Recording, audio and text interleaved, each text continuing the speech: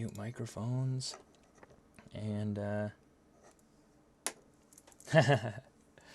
okay. And exit studio mode. And we'll get right into it. right. Let's go.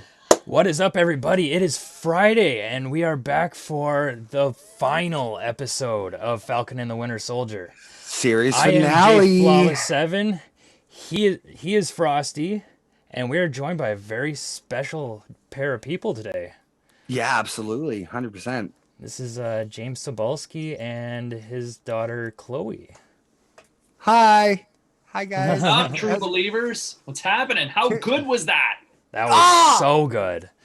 So good. We got up at like 6 this morning. So, because sometimes we've learned over the last couple of years that can't miss it.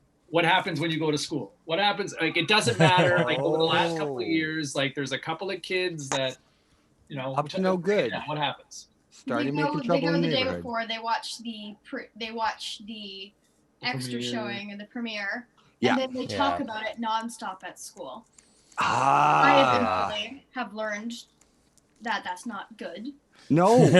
I have avoided so I much social media for this exact reason. I want to hear it from myself. I've actually been so lucky throughout the run of this show that I haven't had anything really spoiled for me. The only thing that was really spoiled was was actually in the initial trailer when they showed Carly putting on her Flag Smashers mask.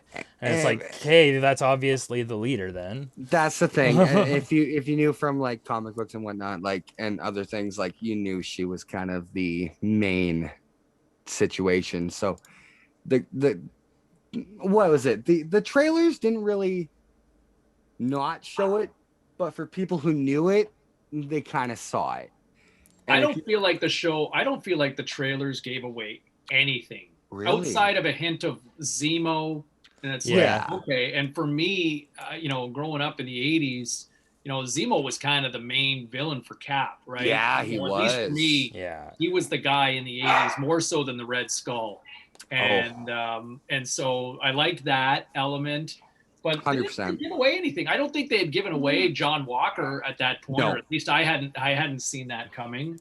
No, they had a couple of pretty. I think it was really vague, like short clips of him like throwing a shield or something. But we got the just football a lot scene.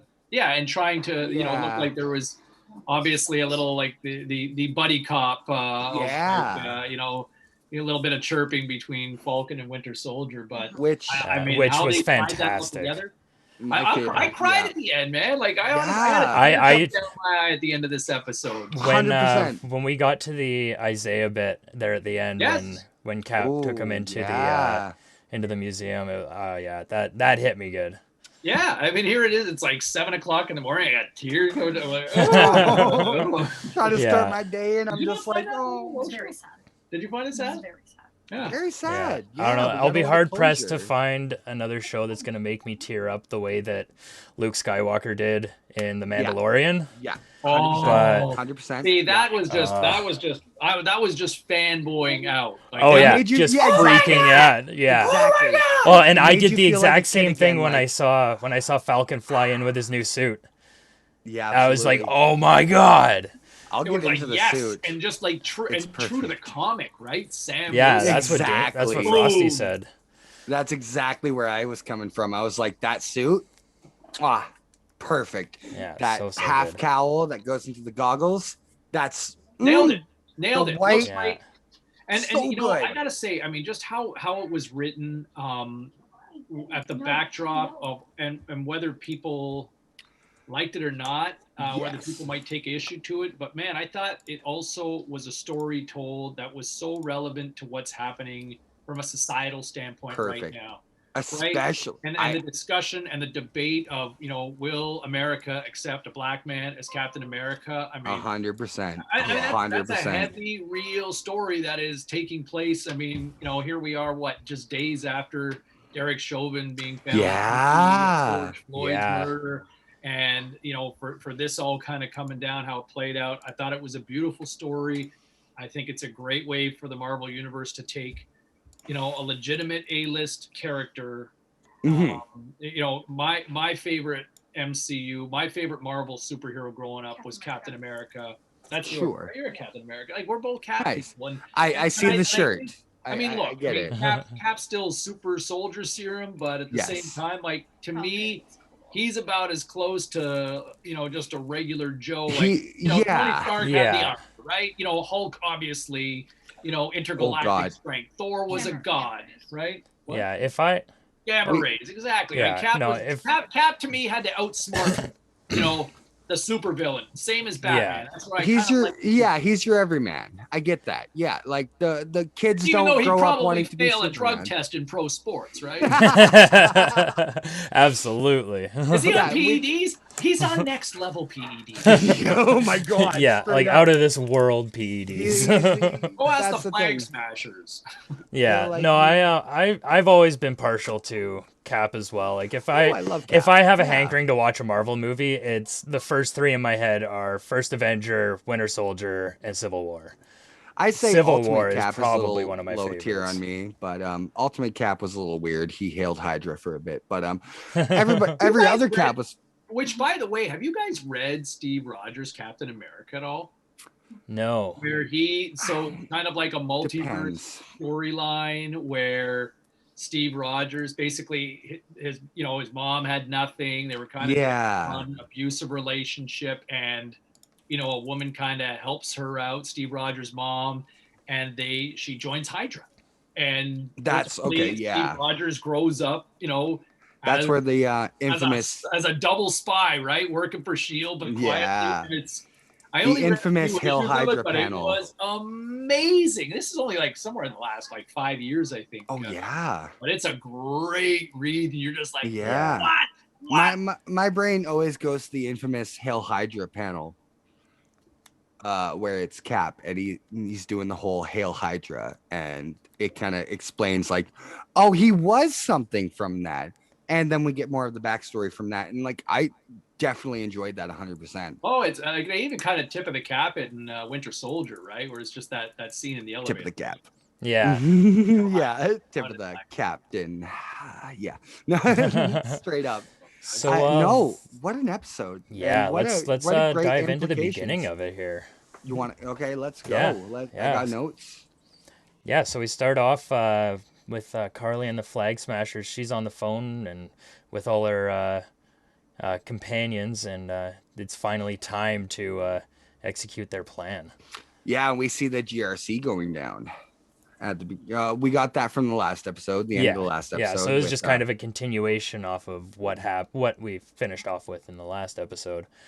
And then without any hesitation, all we see is Sam come flying through New York with a new set of wings.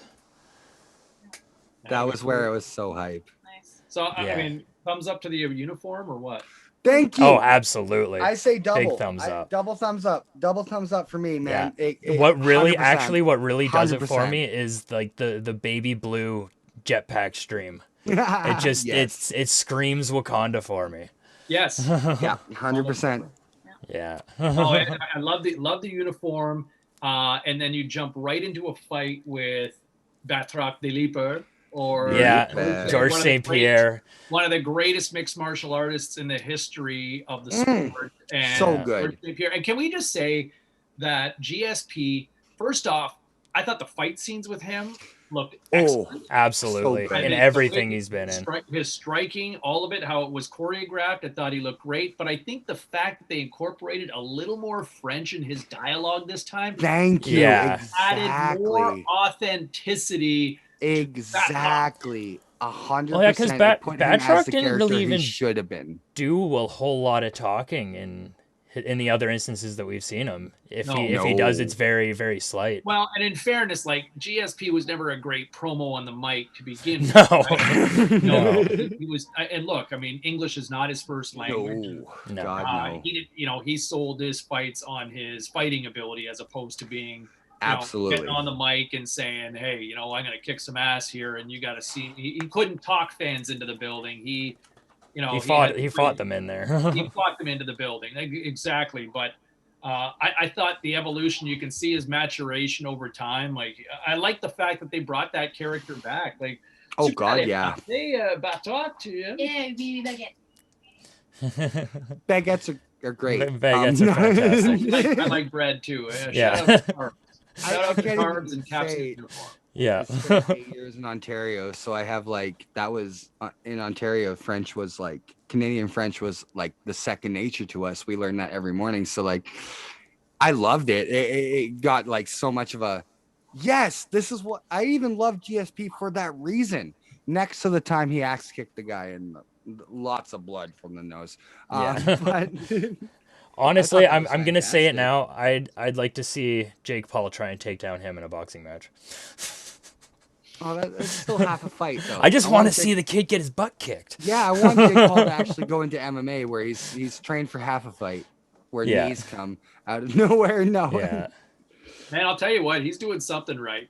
he's doing Yeah, something right. absolutely. I'm just amazed at how many people give an ish to, the fact that he's making people buy fights. Like He is. He is, Millions absolutely. good on him. millions I of mean, it's dollars. just to me. I I don't- had somebody sent me a link of an illegal stream to watch on Oh, Saturday, yeah. and I was like, "Why are you sending me this? I have 0 Fs to watch this." Yeah, absolutely. And then I would never but- pay but- 50 but bucks at the for same something time, like I that. couldn't believe how many people and major sports websites talking Huge, about like Yeah. all the rage. I'm like, man, am I missing something about a guy who's a YouTube sensation Exactly. that everybody wants to watch? Like, Yeah.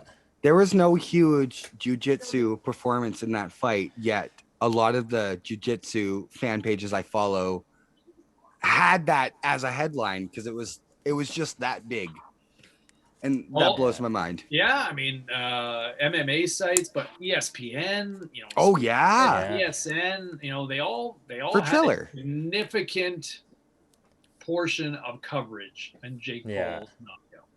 for Triller, who people say is TikTok's little brother. We've been given something that even major sports networks were talking about, so that says something. At a time where hockey's going on in the stretch run, at a time where the NBA is into its stretch run, at a time where the NFL draft is just around the corner, Major League Yeah. Baseball's well into its first month of the season, and the storyline, is Jake Paul. freaking Paul. Like YouTube sensation. that's exactly it, though. He understands the business and he's got it right, and it Oh, works it's like very well. like yesterday when they announced the Paul Mayweather fight. Like each show, when I was listening to the radio yesterday, each show spent at least a good 15 minutes talking about it. Like, I I don't know Well, why. and Floyd Mayweather, I mean, he may not be the most reputable human being ever. Yeah. No, but he's a but fighter. Floyd Mayweather is a really smart businessman in the fight Yeah. game. Exactly. And Floyd is smart enough. He'll help sell the fight from a talking standpoint. He's going to help sell the fight in the ring, and he will not make. Look, nobody wants to be walking away from this saying, "Okay, this is a joke," but Floyd will let it linger for a little bit, and then when Yeah. it's time, Floyd ain't going down. Put it No. that way, No, right? no. I'm gonna No. say no, Floyd's 100%. not losing this fight, but He's- Floyd is. There's too much money at stake, and there's still legacy and brand. But Floyd, to maybe let it go 2 or 3 rounds, Oh, yeah. and then finish him. There we go. Ooh, I can't wait to watch Oh. that tonight. By the way, ooh, Yeah. I got my tickets ready to go. But So yeah, and then I might have missed something in between the Batroc fight and Sharon pulling off her Mission Impossible face. what I've got was it cuts to Bucky outside the GRC and doing a few lines or so, and then we get to see Sharon. Okay. Have anything between that then, or After all I've got after Sharon is the gas grenades, and then Cap throwing his shield through the window and with the epic wing landing, and we finally get to see the suit in all its glory. I'll get into that really quickly. What have I said for the past 5 to 6 streams now since the series All you want to started? see is an entrance from Captain America. Well, Captain America Sam Wilson of throwing the shield, bouncing off somebody's head, and then catching it and landing. Into an awesome land with the Shield. Like, there has been many comic series and so on and so forth where it has been Captain Falcon. I'll bring it up now, where yeah, a shield comes in, he catches and he lands, and I've been saying that for the past however many episodes. I want that, and we got that specifically. Yeah, and I jumped out of my chair. I was hyped. I was like, this is what we wanted. This is what I wanted specifically. Yeah. Oh yeah. And again, I've been the guy who fought for John Walker because I know what goes on with him, comic style, on the comic side, and yada yada. I've been on that point of things where I'm like, yeah, okay, yeah, you hate him as captain. That's well, okay. And that's what I've really liked about our dynamic, about how it, I'm the MCU guy, you're the comic guy. So obviously I'm going to hate John Walker being a guy that's only ever watched the MCU.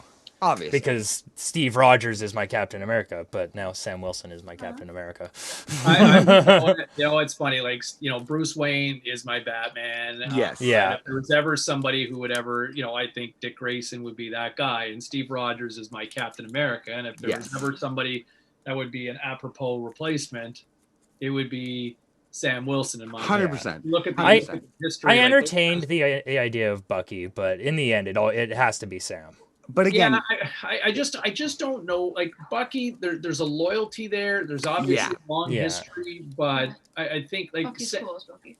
Thank you. Yeah, Chloe gets it. Yeah, no, Chloe gets it. Bucky's awesome when he becomes Cap and he has that sweet V kind of leather that goes over in the comics. It's the American Stars and Stripes, but he has that sweet black leather V. He uses guns, and I really enjoyed him too. So I was like, we've said many of the streams before and many of the streams now, I was saying that I'm okay with either way becoming Captain America because they're both great in my opinion. I never said I wanted John Walker to be my Captain America. I fight it for him. I don't know. It's interesting because over time, I think John Walker obviously there was investment in him, right? 2 years. Oh God, yeah. For 2 years in the actual series to be Captain America, right? And he was a good guy. Well, he was a good guy, but he wasn't Steve Rogers, right? Exactly. He wasn't holier than thou, which exactly. Some people kind of, some people probably get sick of the it's like John Cena, right? Like, some people get, eventually, hey, come on, man, I want to see John Cena turn heel at some point. Exactly. And Rogers Rogers never had that breaking point. But I'll tell you, it's awesome. I will say this: it was pretty cool for me personally to see John Walker and the casting of John Walker, because Wyatt Russell played junior hockey here in the Lower Mainland in Vancouver. 100%. Thank you. And in 2001 or 2002, so he was playing junior B with the Richmond Sockeyes. And at the time, his parents, Goldie Hawn and Kurt Russell, shout out to Galaxy Volume 2. I freaked out when I found out that Kurt Russell is his dad. He's fantastic. And the fact that, they moved up here, and I think they lived up in Shaughnessy in like a pretty posh neighborhood. I think so, yeah. And he pursued this hockey career, but here he is with a significant role. He has the intensity that his dad kind of brought to the silver screen. Thank you. Good-looking guy. Like, to me, he looked believable as a John Walker kind of guy. Yes. I liked how they kind of showed that sort of inner conflict, trying to live up to the pressure of being Captain America. But I just, the fact that to tie it here locally, to kind of see this guy when he was 17 playing junior hockey in Vancouver, and then to see him now, on arguably one of the biggest TV shows. just awesome. I thought it was nice, and the fact that they introduced the character John Walker into this just added another layer to the series, and I think the possibilities are, I'm curious to see where they ultimately go. I would love to see more of him. 100%. Well, we have to now with that end credit scene 100%. Of him actually becoming U.S. agent. And there was a good, and you know what, and it's funny because it felt like there was at least a mending of the fences with John, and not to kind of jump your notes and all that, but no. We do that constantly. Don't even. Yeah, worry. all the time. The fact that amending of the fences, right? Like Winter Soldier. I mean, there was a pretty intense fight scene with those three going back the episode last episode. Yeah, the fact that they were all kind of on the same page, working together. I liked it. You didn't like John Walker at first. He's not Captain America. Of course. Thank you. I get it. No, you never liked John Walker. No. Yeah, really. I get it. No, I get it. On John Walker. Why? Well, he's not Captain America. I like Captain America. He's not Captain America. Well, Sam Wilson, Captain America. Oh my God, you sound like Jay. It's so perfect. That's absolutely me right there. Like, but I mean, I sympathized with him. Like after Lamar died and his whole, like you said, his inner conflict between Lamar dying and him smashing in Buddy's face. Right? Oh yeah, point. Exactly. And he's not Steve Rogers. Like, were you not a little more empathetic when he died? Well, I was glad to see that he had like some flaws other than yes. We'll get to the scene where even I jumped up where it came to John Walker, where I was like, see, exactly. We'll get to that point in the episode. It's coming up soon, but like exactly. Yeah, absolutely. Again, it could be just because I've been prefaced with comic books and so on and so forth, where I know what's happening and so on, yada yada. Jay, just to quickly interrupt. Yeah. So you wanted to say something quickly? We like your sweater, Jay. Oh, thank you. Oh, isn't that awesome? Yeah, I picked this up actually prior to Endgame coming out. And then it showed up in the mail the day that I was driving down to Victoria to go see Endgame in IMAX. So great timing. I have an Age of Ultron shirt where it's the scene where they're all jumping together. I have that one. I can't find that wherever the heck it is. I can't find it. You know what I just dug Deadpool, up? though. Not that it's worth a ton of money, but I actually dug up a few. Last year I was kind of going through some of my old comics and I found the Thor 390, where it was the first time that Steve Rogers wearing, which is now U.S. agent. Yeah. Okay. The Black Captain outfit. But he picked up Thor's hammer for the first time. And there was a great, great scene at the end of the issue where, Thor kind of, because Iron Man and Stark and Steve were kind of at odds again in the Marvel universe, as they were kind of always up and down. But Thor kind of says to Rogers, he kind of says, I wasn't sure who to trust in this sort of conflict, because you guys are both really good friends, but man, the fact that that you're picking up this hammer shows that you're legit, man. And I just, you're reading that the first time. I think I was like maybe 15 or whatever. I'm like, yeah, what I'm talking about. That's why Cena can't turn heel. Exactly. Well, and that's what I think hit me really hard.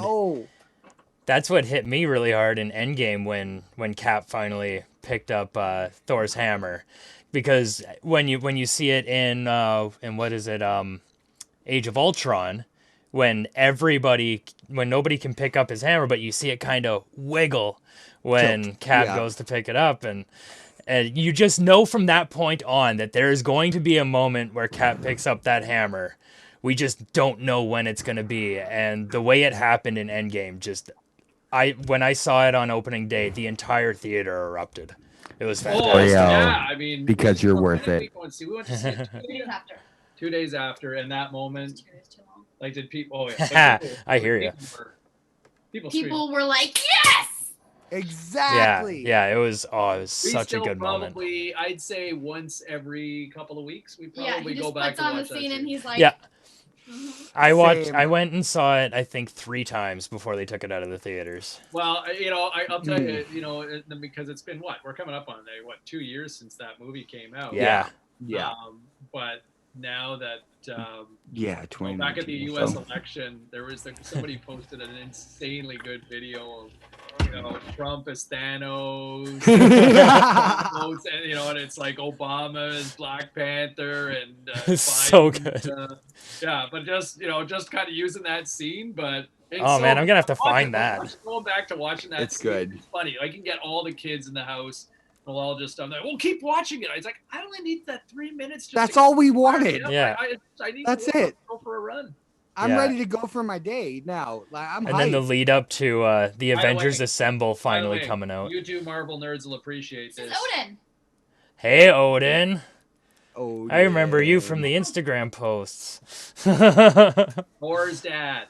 Thor's dad. Odin also has an Instagram page. What's Odin's Instagram page? Odin_the mountain dog. Awesome. Go follow Odin_ the mountain dog on Instagram. That's fantastic. Yeah. So without getting too caught up again, let's I like getting caught up. I love talking. I know this is great. This is great. I actually have someone and their daughter who actually are on like my side when it comes to comic stuff and MCU stuff for your side. This is great. This is a great. Yeah, this is awesome. So yeah, Bucky gets we're past Bucky getting the call from Carly. Yeah. Yeah. But I wanted to point something out from there, the way that she said that she's fighting for something bigger than herself. And the way that Bucky was like, you don't think that I'm not fighting for something bigger than myself? I've done that twice and failed. I'm not going to fail this time. Than myself, 100%. And that means so much. Bring it up to Infinity War with Thanos, where he got dusted. Spoilers. Oh, totally dusted. Dude, it's been like 4 years. You can't spoil getting dusted anymore. I can't say S kills Dumbledore without people getting mad. So really, it's been like 10 years. I can't say that without people getting mad. So I'm covering my tracks here. It made me mad too. I've been to Hogwarts, by the way. Yeah, exactly. The castle or Universal? No, were the actual cathedral or that's on the bucket list in Gloucester, England. And that's you know what's funny? I wasn't really that familiar at the time with Harry Potter. So this is like 20 years ago. I'd kind of gone for a tour along the English countryside and got off at and stopped in Gloucester and I actually grew up in Gloucester, Ontario, in the east. Whoa, Ontario, like, this bro! is cool, a place called Gloucester, and then we went into this church and this is actually this is where they filmed the Harry Potter movie, and this is Hogwarts. Yeah. Like, oh, okay. And the movie hadn't even come out yet, and then no, actually, Jay, if you want to know, $10 million later. Yeah, fair. Yeah. Living in Ontario, I actually got Bernie Bott's beans before everybody else, so I totally get that. Yeah, I totally get that. No, the cathedral and a lot of places are on my Scotland and British Isles bucket list because, my plan is a golf trip to Scotland, but I'm gonna see just so much more stuff along the way. Right. Don't know when it's gonna happen, but it's on the list. And being a Wallace, I have to go to Stirling Castle. Oh my god! Braveheart might be my favorite movie. Yeah, you have to. Yeah, I get the historical inaccuracies, but it's still a fantastic movie. And give Mel Gibson credit. The guy turned into a psycho, but he's still a fantastic actor. He was good as Mad Max, and he was great. Very good as Mad Max. Yeah, and Brendan Gleeson was great as Hamish as well. And, 100%. I love Brendan Gleeson. So there's it's funny, completely off topic of Captain America and Falcon and the Winter Soldier, but there's a plaque of William Wallace in London, England. Okay.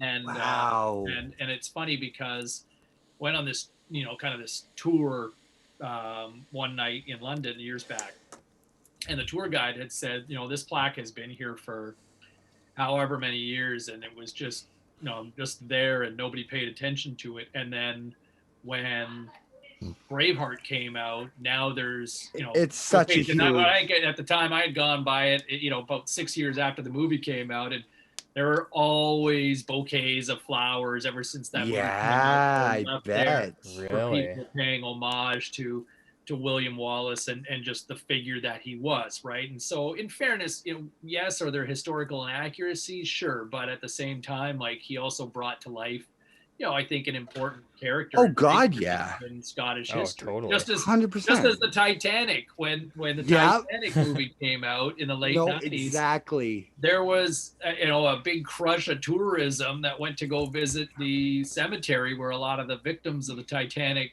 sinking in Halifax. And there was an actual headstone for a J. Dawson. And, wow, and really? And people thought that was the real, like, Leo DiCaprio character. Tons of bouquets of flowers for this J. Dawson, but there was absolutely no relation. But man, 100 years later, this guy became a freaking rock star. Yeah, absolutely, that's crazy. Absolutely. Yeah, what do you want to head on to next? We're getting into the GRC. The credits, right? Yeah. So pretty much, How long anyways. have we been streaming for? 35 minutes. About the same amount of time it takes. We got to go make cupcakes in about 5 minutes here. Okay. We might have to jump out early. That is absolutely okay. Anytime you guys can spare for us is fantastic. What kind of cupcakes? The delicious kind. Well, all cupcakes. All of them are delicious, but I mean, like, who likes cupcakes? Everybody. Everyone. That's awesome. So yeah, we're in the GRC evac now. Everybody's getting loaded into the trucks, and you've got this this one flag smasher posing to be part of the evac team, putting I want to say it's like some sort of vibranium lock on it. It locks it up. Yeah. Yeah, it's some sort of future tech, anyways. I don't know the fact that Winter Soldier had as tough a time exactly off. It was like, what is this thing? Yeah, it's a little because I mean, if his vibranium arm can't do it, then maybe it's something stronger than vibranium that we don't know about yet. There are definitely some questions that that remain unanswered, and given how things kind of played out, that Baron Zemo obviously still has a lot of. Again, he's been playing chess. He's been playing checkers. His story's not done. The way we saw things end with Zemo and stuff, no, we're not done there. You didn't realize that was the butler. You're usually the one that catches all that stuff. Yeah, didn't see that. The butler. Thank you, Triana, for chatting with us in the chat, but we don't do spam chats. Thanks. Oh, yeah. I saw that earlier. I just ignored it. I know. I just wanted to bring it up for the sake of we don't do spam chats. Thanks. Yeah, I don't want to buy my followers. So, yeah, the flag smasher locks the truck. Then they leave, and he reports that the hostage situation is moving. Yeah, we're moving on. But then Sharon does this really cool thing and gasses the guy in the truck. Like aggressively, yeah. I was gonna say she melts his face down. It's basically with like mercury. Raiders of the Last Ark. Exactly. Right? Yeah. That scene horrifies me to this day. If you guys ever watched the Harley Quinn TV show, it's very mature. Sure, it's not for kids and yada yada. But she shoots a guy with a cancer ray, and I feel like that was the cancer ray right there. His poor face. It was like in Thor Ragnarok when they come to see the Grandmaster. And the guy melts his face. Yeah. Oh, I like that. That's smart. I like the Grandmaster. Jeff Goldblum's fantastic. Yeah, I was gonna say I love Jeff Goldblum just for the sake of Jeff Goldblum. Yeah, it's fantastic. Wow. Jeff Goldblum's got one of the great gifts out there, right? Just life finds a way. I'm Jeff Goldblum. No, 100%. So we get a glimpse at a new Red Wing now. After we jump to Cap flying around. Powerful. Yeah. A very awesome. I know. I am so happy that Bucky called in this favor from Wakanda. I almost there was tears welling up when the first Red Wing was taken and smashed over the knee. I was like, Oh yeah. It was pretty unceremonious. Like it wasn't not much attention paid to it either. We never. No. It was like, okay, if you were to watch the first Transformers movie with Jazz, the Michael Bay one, he was just ripped in half with no fanfare. And I was like, Jazz, no. Yeah, you're like, there's a generation of like Jazz, man. That was like one of the most defining. It'd be like killing Roadblock off in a GI movie, like 2 minutes in, and just like making no make. And then that was 5 years of my life. And I just got him ripped in pieces or torn over a knee, and I was like, no. There was so much to that character. I think maybe the Red Wing thing was kind of an homage to Natasha in the way that she only saw him as a robot, and that's the way that the Flag Smashers saw him too. Whereas us, the fans, and Sam, his companion, sees him as much more as almost a sentient being. Yeah, I at the same time though, I would say that I don't know if Red Wing.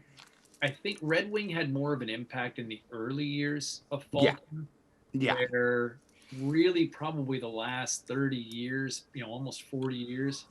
Red Wing has not really been a thing. He was human for the first little bit, or was vice he really? versa, where Red Wing was like a person who played as Falcon's sidekick for a little bit.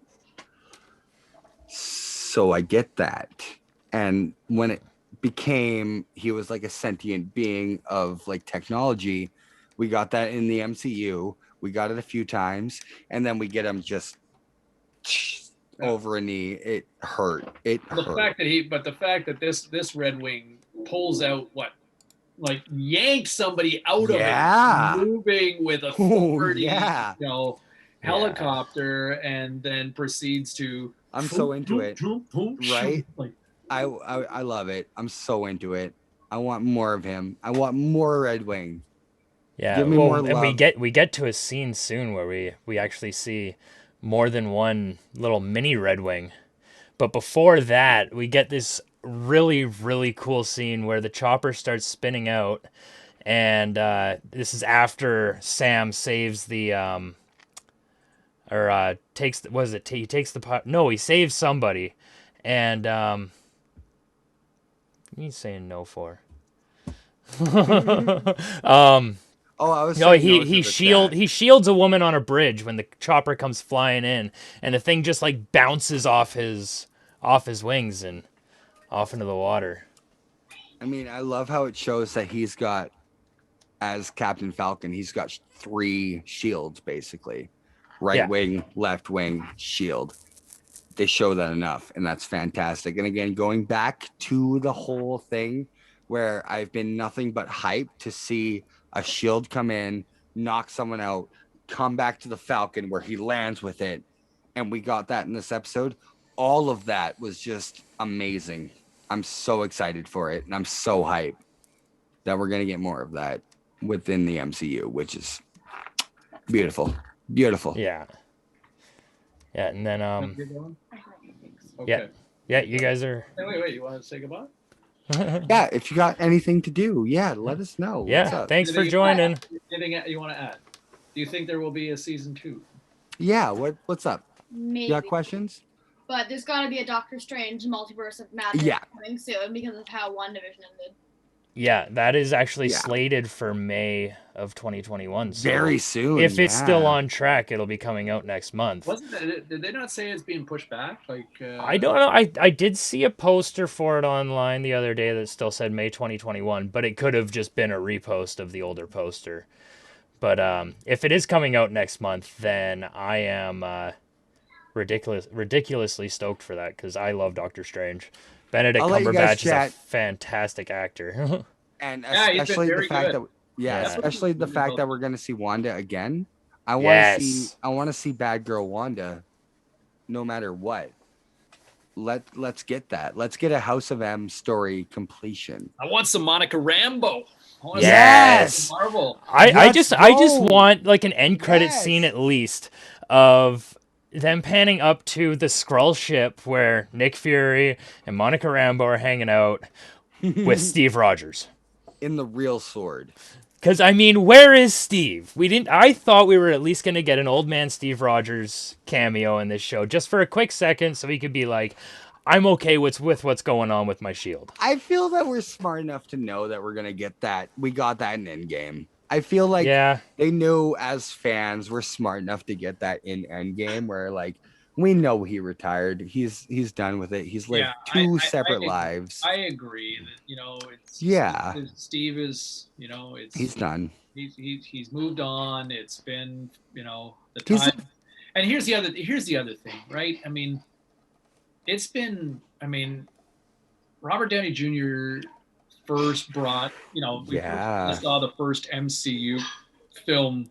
We're talking 14 years ago now, right? That blows crap. You're right. Yeah. You're talking about a full generation that you go through. Like Chloe was 4 when Avengers dropped, right? I mean, Iron Man came out a year before she was born, and so here she's almost 13 now. But Chris Evans had a good run.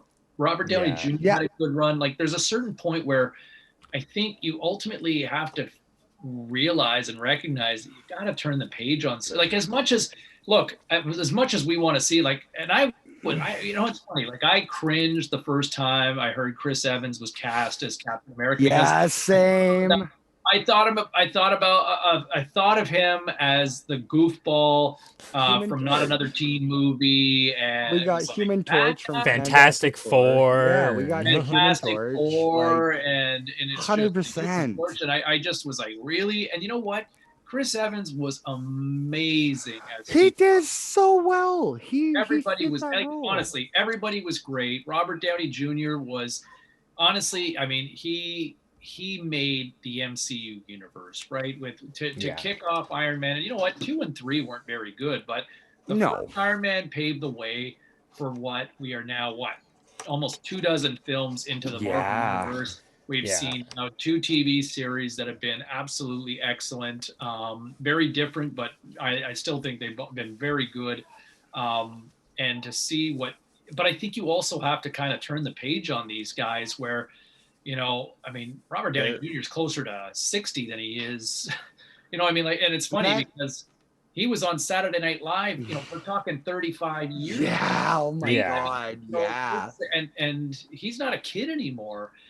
So I'd be curious to see where they ultimately go with Iron Man going forward. But I think they got the right idea here with Sam Wilson as Captain America, and at least I think you've got a good 5 years anyway with Anthony Mackie to 100%. Oh, absolutely. Works. I think it works. It looks like it's a good, solid choice.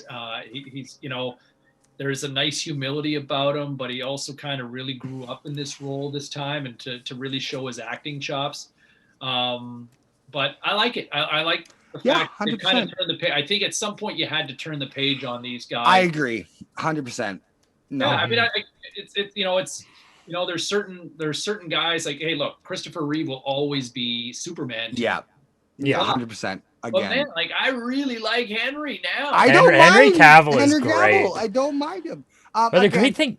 Oh, sorry. No, you go. You go ahead. You have to go to the bathroom. I can tell. I'm just hyping up because of what we're talking about. I'm basically what I'm saying was like the fact that we've been given little tips and seeds and whatnot going towards the young Avengers, where we have Wanda's Billy and Tommy, we have Kate Bishop as Hawkeye, we have Suture as the next Ant-Man or Wasp kind of thing, where she Jane Foster and Thor now, right? Exactly. We've been given more as a series. They've been planting the seeds for the next type of heroes that we're going to get soon. And I'm so excited for that. Yeah. Because again, let us live in that. Let us live in that era where people have retired and heroes have become something better. Okay, going back to James here, we'll say Batman.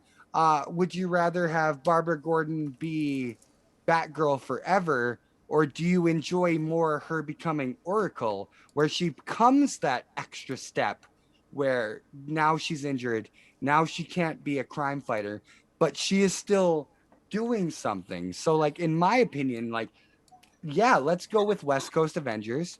Let's go with Young Avengers, and let's keep moving on from that. Like, I think that's fantastic. I want. See, I feel like in a lot of ways, Barbara Gordon really didn't get a chance to see it through to where there's way more acceptance for female heroes now. Exactly. That's the huge thing.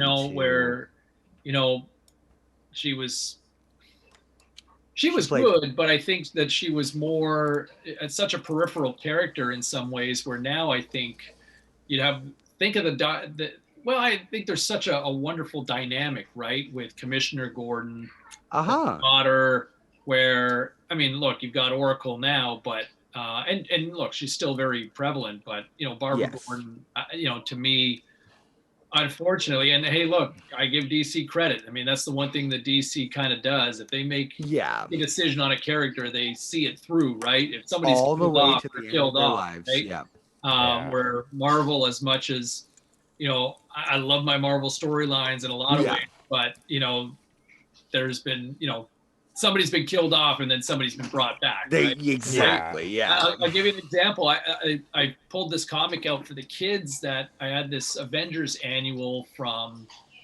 mid 80s. And it was how the West Coast Avengers and the Avengers wound up being put in a situation. I think it was from the Grandmaster. I was going to say, okay. And they had to fight each other. And it was like a best of 7 series. So Iron Man had to fight Captain Marvel, and Tony was a West Coast Avenger at the time. And Cap had to fight She-Hulk, and anyway, so on it goes. And then they teamed up, and they were put into a situation where they had to fight a number of characters from the Marvel Universe that were now deceased. And one of them was Drax the Destroyer. Yeah, Drax. and the original Captain Marvel, who obviously, it's Carol Danvers now, and Monica, and for me, growing up, for me as a kid, it was Monica Rambeau in the 80s. Exactly. Yeah, that was her first. Okay. Yeah. But it's interesting how some of these characters that particularly like Drax stood out for me. It was like, wait a minute, I thought Drax was dead, and he was. Yeah. Exactly. Oh my God, I love having a comic book guy on our side. This is fantastic. I could just talk forever. This is great. Quick interruption here. Final Friday has finally joined the chat. He's one of our regular viewers. What's up, Final Friday? How you doing? Yo. You haven't missed much because all we've been doing is really just BSing the whole time. Yeah, we're very good at just chatting about comics and stuff. This is great. I'm gonna go pee while you guys do that. All right. Well, let's like you said. I'm gonna put a bow on this before when Frosty gets back. Here, you go to the washroom, and I'll wind things down, and I'll leave it for you two guys to take it from the home stretch here. Frosty, good time. Sounds buddy. good. Thank you so much, Mr. Cybulski. You were fantastic, and I love everything. Thanks, buddy. I'll do it again sometime. Awesome. All right. Well, yeah. Thanks a lot, James, for coming out and joining us here. It's definitely been a different experience than just me and Frosty going at it. Yeah, a lot of jumping around. So just like most of my conversations. So no, it's good times. You know what? A great series. I think we fully enjoyed it. I loved how they brought it home, and you and I were messaging. Yeah. On social media there earlier in the week, and anticipating something big, how to finish. And, man, it's one thing I think Marvel has done very well, the writing of these movies and the series, to just bring it home in a great way. I just thought it was wonderful. I loved what they did with Captain America. Like I said, brought a tear to my eye with Isaiah and how he kind of got love and reflection. Yeah, that was a really, really powerful moment. Yeah. A little sidestep. I don't. It felt real. Yeah, it did. Absolutely. A little sidestep. I don't know if you're a Star Wars dude, but how are you feeling about the Bad Batch starting in a couple of weeks here?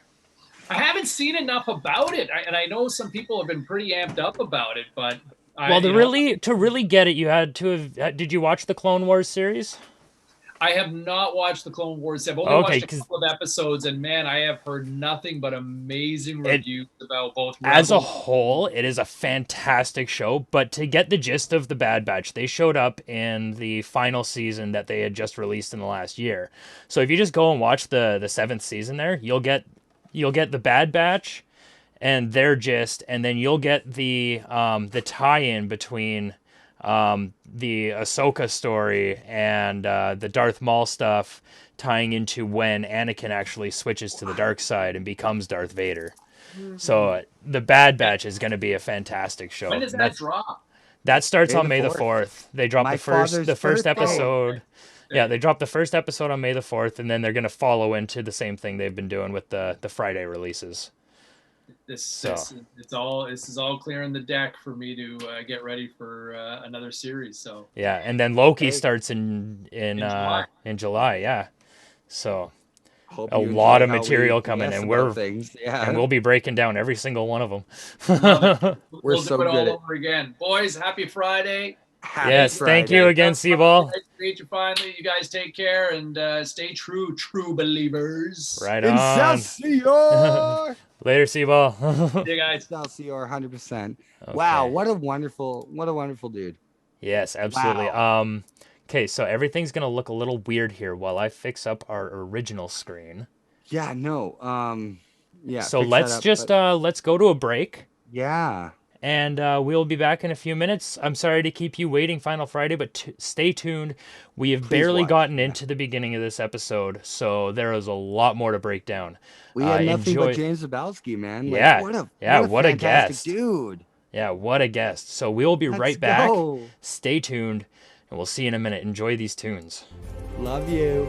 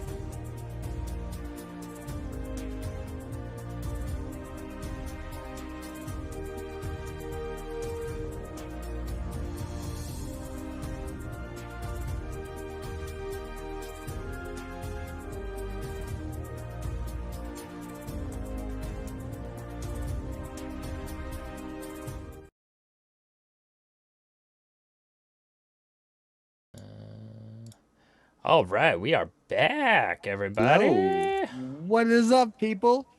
How hype are you just watching us having an actual special guest That who was knows? just so Like, freaking cool. wow, incredible! Like, look at us, just a bunch of small timers So having good. someone So who's big good. time. Like, So, we did it. Final Friday.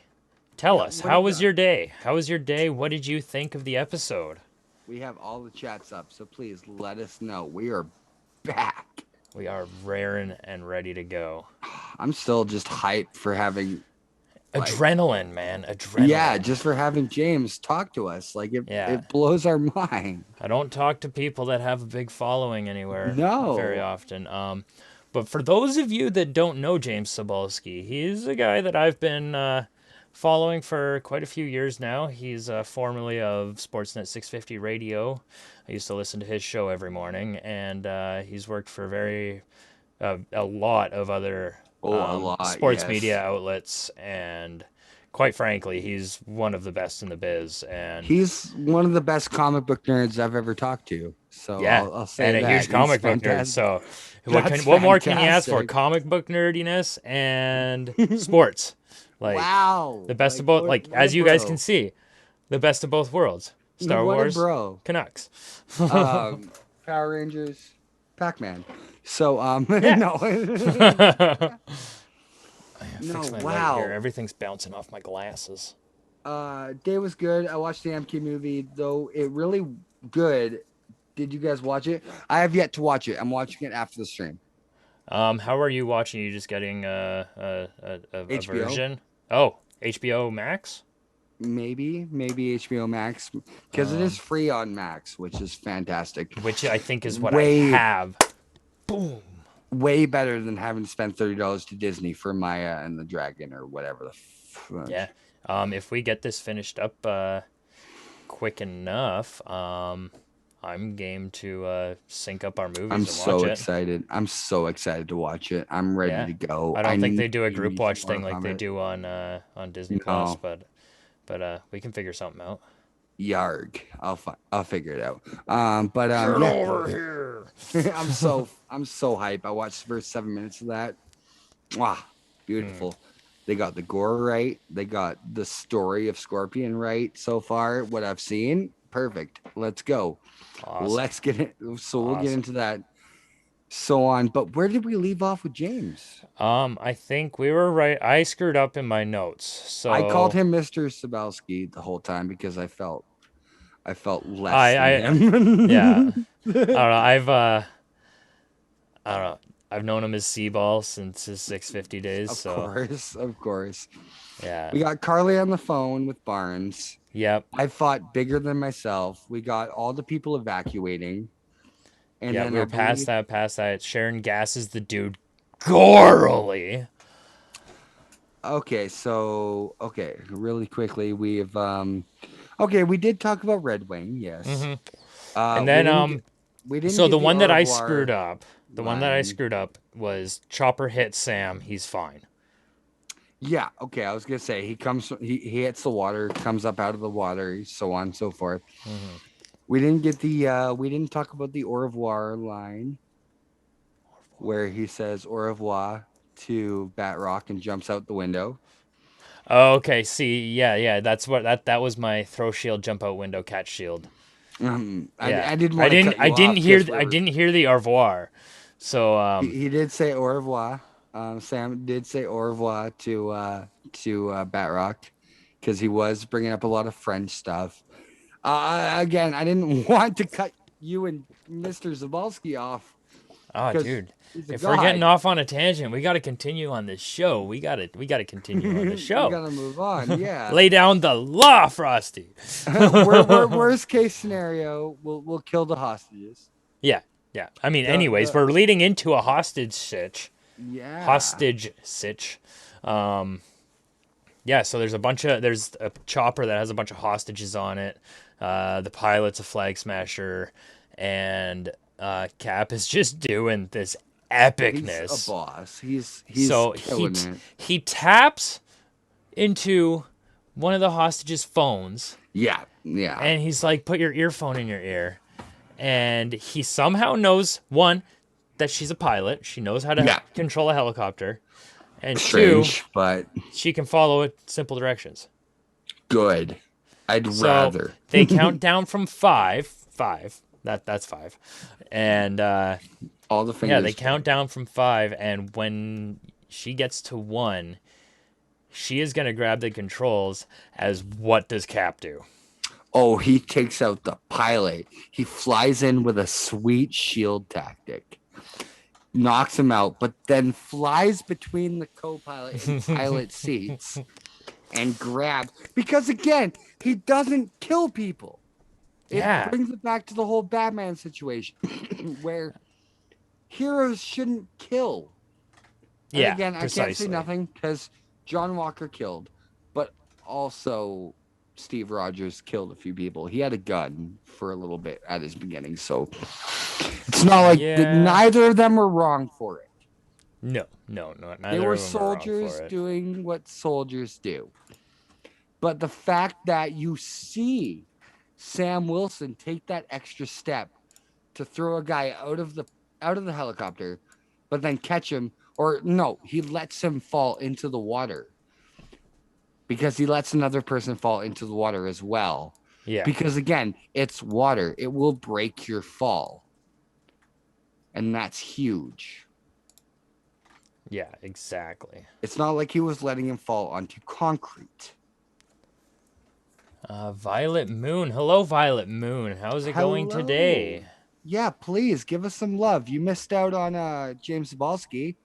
He's once this video goes once we're done with this video, it goes straight up onto Twitch and YouTube, and you can go and watch our time with James there.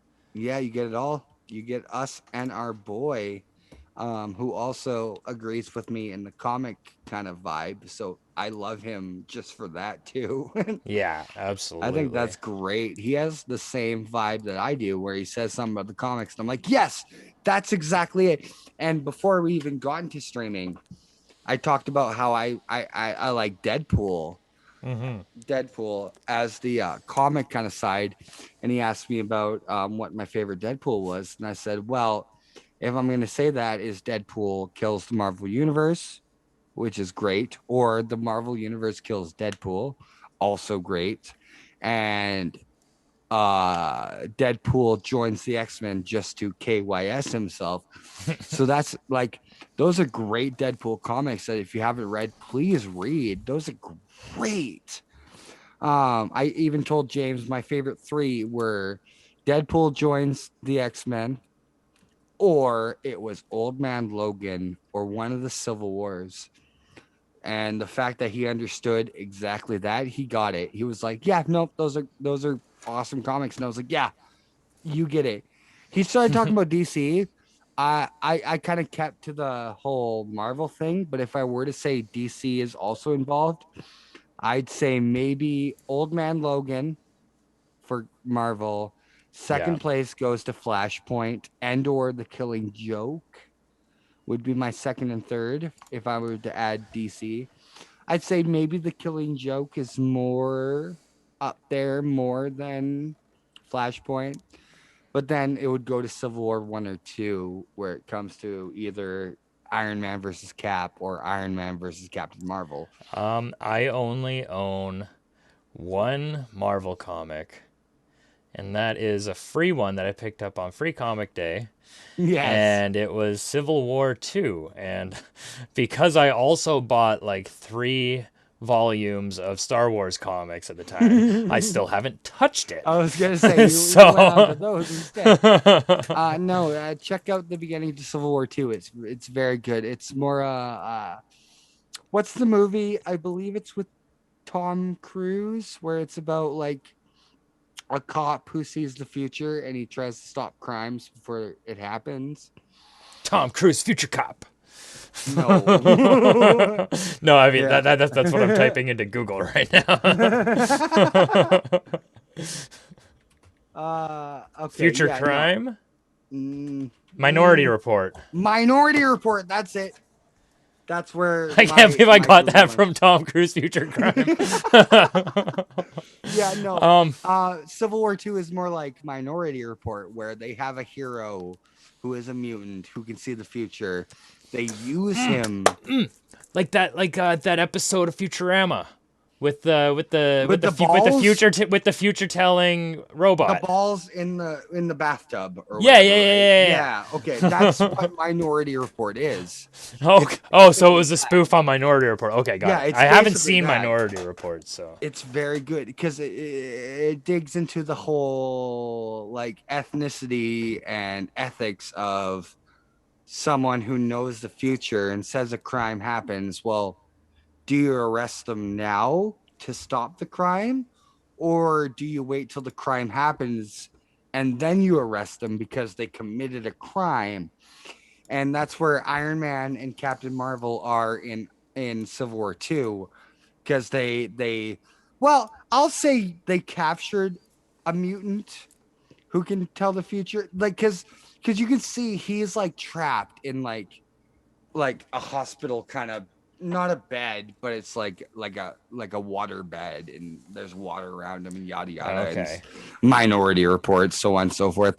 They basically capture him and stop crimes before they happen, while Iron Man's like, well, you can't really arrest someone if they didn't do the crime. Sure, the future states that they did this crime, but there's a chance that they don't do it.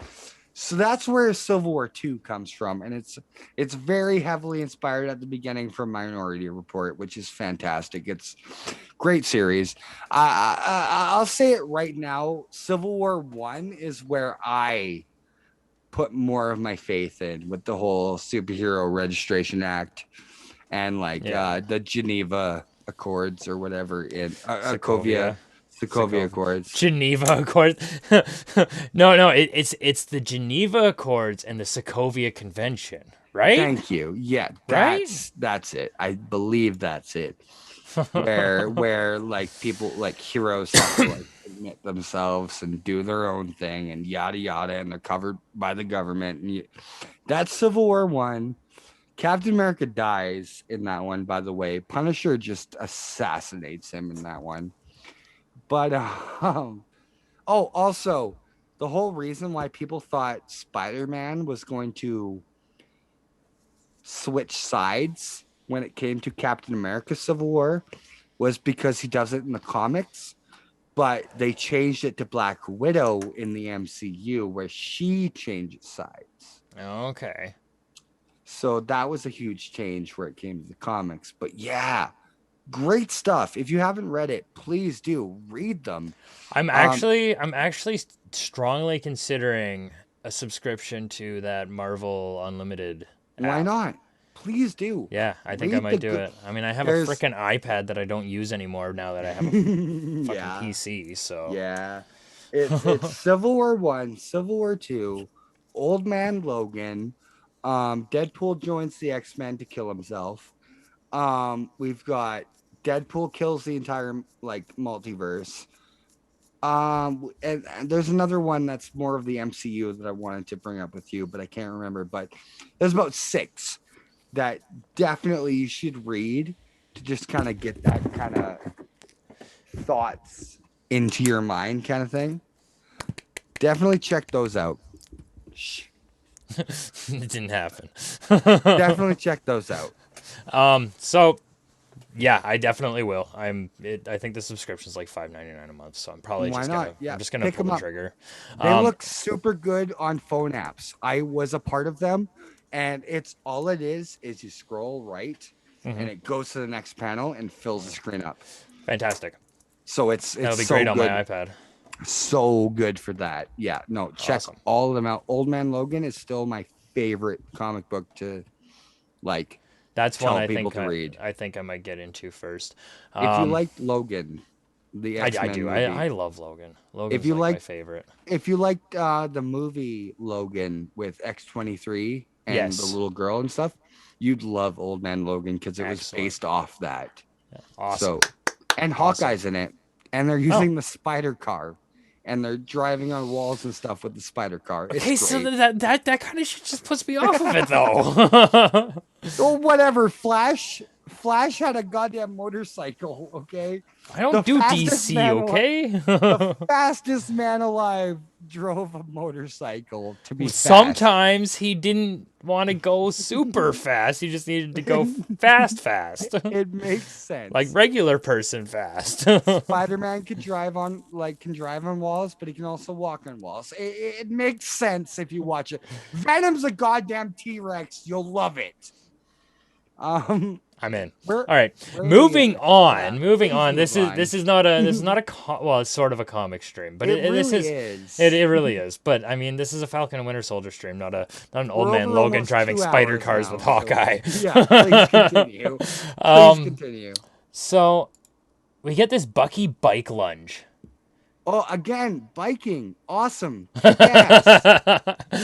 Hey, Bucky's not... Well, I mean, Bucky is super fast, but he's not faster than a bike. No, God, not a crotch rocket. And we get, like, the sweet him doing the... have you watched Akira? Is it an Akira? anime? Yes. No. Watch it. It's a very, very influential anime. You know what animes I've watched? Digimon. Good. Pokemon. Good. Yu-Gi-Oh. Great. And the live-action version of Avatar. Get the hell out! That sucked! That sucked so bad! Watch Avatar. I wanted magic, okay? And I've seen Harry Potter 5 kajillion times. That's honestly on the same level of being like, I've never watched Dragon Ball Z, but I watched Dragon Ball, the live action movie. No, it's not good. I've watched a handful of episodes of Dragon Ball Z. Dragon Ball Z is fantastic. I did enjoy those handful of episodes, but again, Bucky bike lunge. So he's riding down to get to the Flag Smashers. What I was getting at was there was an Akira scene. Oh, right. Super well versed, and a lot of people have done that where he throws the bike, goes into like a power slide, jumps off it. That's where I was getting from. Was like, yes, that's like a lot of popular Western Hemisphere TV has gone off that. So I hope they got a little bit of love for that. He throws the bike down and jumps off and does a sweet little elbow move against the Flag Smashers. And he Carly, I believe, or no, it was the guy whose name we always forget. I forget his name. Yeah, that Sergey? guy. No, something foreign. Yeah, something foreign. Yeah, he goes against him. Yeah. Here, I'll keep talking. I'm just going through my notes here. Yeah. So he does this cool bike lunge, and then he's fighting around with Carly and the other Flag Smashers, and then all you hear is a "Hey!" Hell yeah, we hear a hey. Yeah, who's that? You know that hey. That hey. I know John freaking Walker. Yeah, I know that hey. 100%. Let's Not go. quite U.S. agent John freaking Walker, but still dressed as Captain America. We get like an attempt like anti-Captain America. Yeah, we get like an attempt at him. Well, again, it's a transitional phase between the Captain America and U.S. agent. If you were Captain America, you were told to do this, you were fired, but you still want to do something as a hero, then... And you haven't surrendered the suit as per law yet. Then yes, throw your suit on and do it. I agree with it. Again, I agree that this is definitely a transitional phase where he doesn't deserve this. Mm-hmm. Because the shield is not his. He made his own shield. We'll get into that during the fight, but... It's definitely a transitional phase where I still feel he's trying. Yeah. Because again, like I'll backtrack from my statements in the episode. Like the way they play it off is writers and whatnot, pure vengeance, and that's just where wants he is to now. Steal the spotlight back. Whereas in that time, he's completely forgetting about the hostages, and then in all of that, he has He does. His revelation or whatever. Because his that's epiphany. The thing. Before the big moment, we do have a little hint towards that where Carly and him are fighting. He notices the van full of hostages, and he starts walking towards it to save them.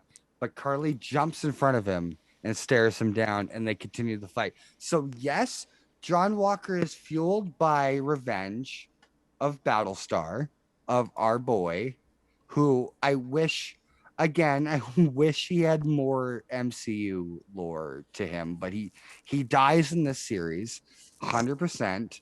We have gotten confirmation that he's not in the hospital. He's not super hurt. Carly even says, "I didn't kill your friend," because yes, he did die. So he's dead. Yeah, I didn't mean to kill your friend. Exactly. So he is definitely dead. But something she says there just triggers him. She's like, "I don't want to hurt anybody that don't mean anything," or something like that. That doesn't mean I don't want to hurt. I don't want to hurt anybody that doesn't matter. Exactly, because again, she is more against the GRC and trying to make a new world with new people who we're one world and one people. I'll bring it up to that. So yes, one world, one people. We're one conglomerate, and she gets it. But the GRC, as the gets episode it as well. title says, "One world, one people." Exactly. we all get it, and we understand what she's fighting for, but we also understand what the GRC is fighting for, because they're on the same page. They're just on the wrong way of going about it. We'll get into that soon. But like, what the thing is, when John Walker, he still pulls the whole like, I'm fighting for humanity and people and hostages, but when someone triggers me, I'm gonna focus on that and not anything else, and that gets me. Yeah. So, anyways, when she says that she doesn't want to hurt any more people that don't matter, that, bless you, pirate. I heard that. That triggers something in John Walker, and he says, "So you don't think Lamar's life mattered?" You're talking about Lamar being nothing, yet to him, Lamar is everything. Absolutely. And what I've been saying this whole time through the whole series is it means all of this means more than that. Where we're getting heroes who do things on their own fruition, but they're still heroes through and through. But unfortunately, brains are tipping points when it comes to it. Like, yes, John Walker murdered someone in front of everyone, but it was because his friend died, and he's a soldier through and through. And we can get the same thing with like, say, Cap when Bucky falls off the train. Yeah. He doesn't go insane like Cap, like Walker Cap. No. But you do see that breaking point between, we are just humans. We're not. Oh, absolutely. Whether or not you're super soldier, you're still human. Exactly. We're not. There's no black. There's no white. Everyone's gray. Like the fact that, okay, I'll say it from 2 episodes ago, I believe it was. You know how many memes have come out of Zemo dancing? Because it's funny. Yet good. He's still a bad guy and has done horrible things, but we're all humans. We think that's adorable that he was dancing. We think that's great. Like, it goes back to that point, in my opinion, where it's like, well, we're all gray. No one's ever really, truly evil or bad. Unless they're really evil or really good, like Steve Rogers and, say, Thanos, who is on opposite sides of the coin. But every other hero, like, give it opposite sides of the coin, every other hero is like even Hawkeye. became Ronin, and he killed. He killed people. Yet lots of people. No one's upset with him. No one says, Hawkeye, oh, he killed people. He's a bad guy. No one's done that. No. Because, again, he's a hero.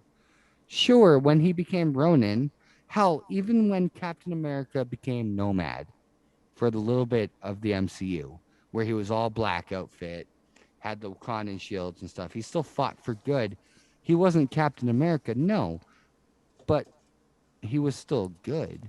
Mm-hmm. And I feel that we get a lot of closure with that, with John Walker continuing on. So if you want to continue on, or if you have more thoughts, by all means, go for it. I'll stop talking. No, from there, I just got to find where I am in my notes now. Walker Gone Psycho, Bucky. Yeah. So now we get into Bucky trying to free the people from the locked GRC trucks.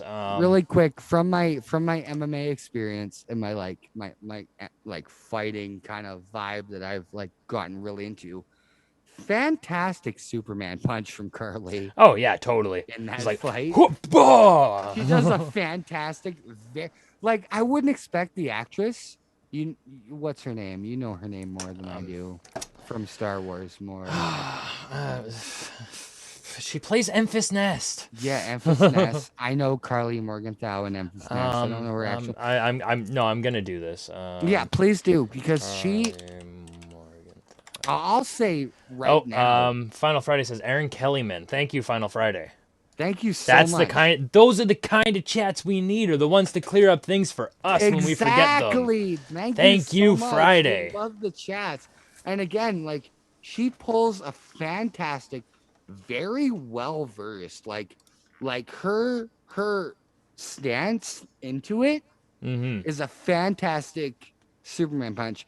And I'll say this right now. If you play UFC Undisputed 2009, George St. Pierre, one of his right bumper plus the attacks, the heavy kind of attack moves, is a Superman punch. Nice. And that really ties together for my little MMA mind. I'm like, yay! I like it. Could she throw an axe kick next?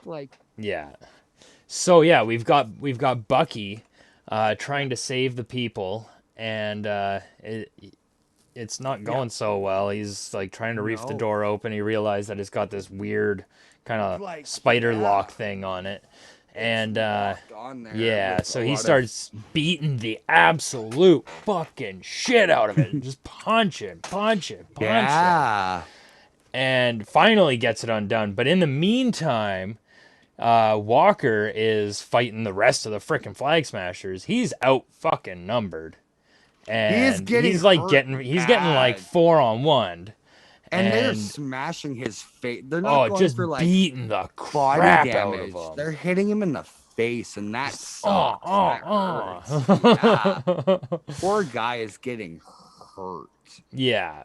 So and then from there we get a flash over to Cap, getting hit by something, and he falls into the he gets hit by a pipe falling off of a stack, like a cement pipe or whatever. And he gets hit by one of them, and he kind of goes for a little dip, and that's when you're kind of like, oh no, Cap. Yeah, but, I know. I immediately wasn't feeling that. Remember though, his wings are from Wakanda. Oh these are definitely Wakanda has a lot of water. You got to think that they've at some point 100% perfected waterproofing of electronics. So you're on the same page as me, as 99% of all watchers, that definitely what he's wearing now is what came from the box from Wakanda. Oh, obviously. Right, exactly. 100%. If not, what the fuck was it? Well, exactly. We never got anything from that, and I feel again, 99% of all viewers, we got that. That was what came from this Cap suit, because they understand, they get it. Side note, you know how back in WandaVision, Eric was always like, Wanda the fuck? Yeah, I love that. Yeah. WTF. Do you think he coined What the Falcon? No, we're taking that right now. Okay, what the Falcon? What the claiming that right now. Cat, get down from there. Yeah, what the Falcon, Lando? Yeah, what the Falcon, Lando? Eat your food. We're claiming that right now, Yeah, 100%. I wish we did that 6 episodes ago. I know, straight up. But yeah, no, again, we get him knocked into the water, and we get a sweet scene of him under the water. We see the blue coming from his jetpack. Which when I like I said when we were talking to James there, I loved that little because, like, again, Wakandan pizzazz. Because we never got we've always got red fire, like hard jetpack coming from him. Mm-hmm. This one proves that this is much better technology. Mm-hmm. Wakandan technology. Like wow. And the fact that what a great scene, because we get to see the blue emerging from the jetpack underneath about, let's say, and then him flying from it. And that's so cool. So cool. It looked awesome. I love it. I think that's fantastic. Okay, we get that, and then so we're back to the epic saving. That's when we get to the epic saving with the chopper. Oh, yeah, the or chopper? no, when he ducks around the woman and conceals her with the wings, and the chopper just comes up and bounces off of him. He blocks a GD dang chopper. Yeah, like a whirlybird, a helicopter, a fucking helicopter. I said this earlier with James. He has 3 shields, one on his right, one on his left, and one full shield in front of him. Yeah. Wow. We got to see the wing shields. We got to see the wing shields earlier in the first episode when he was fighting Black Rock. Yeah. For the first time. This proves that he gets it. Yeah. He has a vibranium shield and 2 vibranium wings. Wow. So cool. What I just love I love vibranium. Isn't that sweet? And it's a metal that takes any energy. Yeah, it takes any energy, and actually I had something to say about that, because when I recently rewatched for the 100,000th time Captain America: The First Avenger. Yeah. And you know how we were discussing the scene when Peggy's all pissed off at Cap, and she walks in when he picks up the vibranium shield, and she just unloads a clip on him. Right in the They fall straight to the ground. And when Stark was talking about the vibranium, he said that it absorbs all kinetic energy. It doesn't reflect all kinetic energy. Okay, so, I'm going from that's where in the Dora Milaje fight, when Walker was still Captain America. Yeah. That's why the shield just absorbed all the impact of the Dora Milaje spear. And we get that sweet skateboard jump. Which we get from Sam too. Yeah, we get a Sam version of it in this episode. Say hi to the world, Lando. We get I'm going from like animated universe / comic book, where yes, vibranium takes all the energy and repels it, but this is our confirmation of the MCU version of vibranium, which takes all the energy and just releases it. Now, not to say that we haven't seen reflecting vibranium, because in the new suit that Shuri made for T'Challa, that one stores all the kinetic energy that it absorbs, and then he can then reflect it out and shoots it out. Exactly. So like the way the bullets landed and dropped down proves that it may have been an earlier version. Sure. Let's say it was 20% vibranium, 80% steel, right? Yeah. Kind of thing. It was pure vibranium, though. Okay, so then we've gotten an earlier version of the vibranium and not how they were able to use it. Gotta let the cat out. I thought you just had him. He just came in, and now he's not wanting to be in here, I guess. Did he eat all this food? No, he didn't. Okay, you're just gonna sit out there now. My cat is whatever the fuck. Are we getting to the van falling scene? One of my favorite scenes Just of the about, episode. yeah. So, Okay. I've got 2 notes. Walker gone psycho before Bucky saves the people, and then Walker goes nuts again after he continues to get the crap beat out of him. Well, because And again, because he's hell bent on getting Carly, right? So exactly. he doesn't, or so yeah. So the I feel evac for truck him. is gonna fall, but he isn't saving them No, because of his just thirst for revenge. he goes for it. Well, again, going And then back to in the the past middle scene. of all of that, Yeah, going back to the past scene, he does stop for a second, have that thought, start walking towards the hostages in the van. Carly stops him, and that's where his mind and brain is like, click. yeah, No, revenge. So I get both sides of his brain right there. The left and the right side of his brain are in the same kind of mode.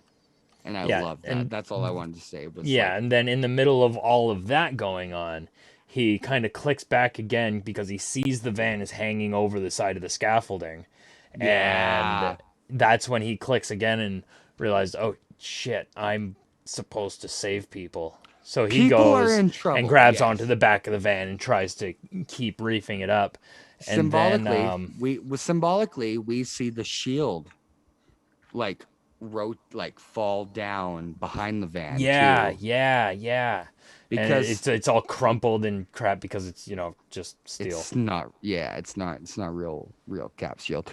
No. But again, again, if I'm going back to the symbolism of how I've been saying for the past couple streams now, the whole symbolism of the shield, he got rid of it. He gave it up to save people. Yeah.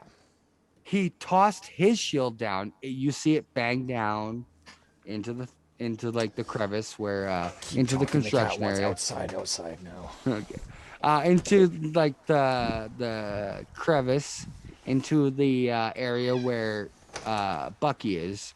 You see it fall down, but the van doesn't, because we pan up and we see John Walker using his super serum strength to hold the van up.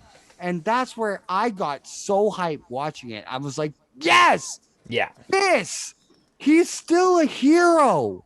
Like, it's not like he's a piece of garbage. Yes, I will agree with that. But he has a heart. Yeah. Exactly. He gets it. So And from he there, doesn't. Oh, he yeah. tries to start saving the truck, but it's still falling, It's and still, he's not strong enough to get it. yeah. And then the truck like really starts to fall, and it's just like it's just hanging there. And And he's then holding it, but that's where and the then that's when Cap comes up no, wait. with his little baby No, Red Wings. yeah, I was gonna say the Flag Smashers jump on John at this point. Oh, right. And then Cap comes up with his little baby Red Wings. We did the baby Red Wings. Yeah, he just slaps him on the He truck. picks it up. Yeah, when Sam Yes! saves the people in the truck from falling, I was like, "Let's go!" One of my favorite Awesome. parts also says Such Final a Friday. great scene. Absolutely, I just love the little baby Red Wings. I want more Red Wings. Because Like we were talking about with James. As we know. oh, go ahead. Oh, sorry. No, by all Okay, means, bro. as Cap says at the end of the episode, like I may not be a super soldier, but I have something else, and one of those something else's is little baby Red Wings to help out his arms. Yeah. Yes. Well, exactly. And what I was getting at with James earlier is how we were. We know that Red Wing was a comic book hero. He was a sidekick to Falcon, who was a human, who did stuff and yada yada. This Red Wing, I feel more for, even though he's just an inanimate object that can fly. So I guess he's an animate object. He's an animate object. I feel more love for him and more love for the fact that I'm calling him and not just it, right? Like the fact But that I'm calling Red Wing how a thing. much of that comes from our love for droids? You're not wrong. You're not wrong. Like I always call R2 a him, C3PO is a him. Exactly. You're not wrong. Like I get love from these inanimate objects that are animate. Again, it boils back to what empathy, where as an empathetic person, you feel for something that doesn't exist as a person, but you still feel for it. Like you see an animal, like you're watching Will Smith's movie where he zombies and vampires and stuff. I Am Legend. I Am Legend. Thank you. You're watching that. You see the dog drop and change. Yeah. You cry to that because oh, dude, it means something. I haven't, dude. I forgot most of that movie. Yeah. Thanks a lot. I hope you're crying before bed. I'm already getting there. Okay. I know. I hope you don't bring a dead dog into this shit. Because again, we're feeling as an empathetic person. We're giving life to something that shouldn't be. We shouldn't give humanity to something, but we are because we are empathetic enough that we feel like when I saw Red Wing in that episode, the third episode, I believe it was, get smashed. A second episode. Second? Okay. So in the second episode where we saw him smashed, I hurt from watching that because I felt him as a person and not just oh, he's just a robot, who cares kind of mentality of like the guy from Iron Giant. We got sad at the Iron Giant stopping the meteorite instead of like feeling like the FBI agent where we're like, oh, he's a robot, he did his job. So empathy brings up a huge statement where it comes to we see a new Red Wing, we're like, yes, Red Wing's back and he's killing it, he's way better, he's upgraded. But I mean, I kind of, when I first saw Red Wing, like obviously I was super hyped. Yeah. But I think it was kind of dampened because showing off the box that we knew had a new suit in it for Sam. Yeah. You kind of assume that there's another Red Wing in there. Must have had a new Red Wing. So when you do finally see Red Wing, you're like, okay, yeah, there's Red Wing. But at the same time, you still feel that inner hype from the agony that you felt when Red Wing actually died.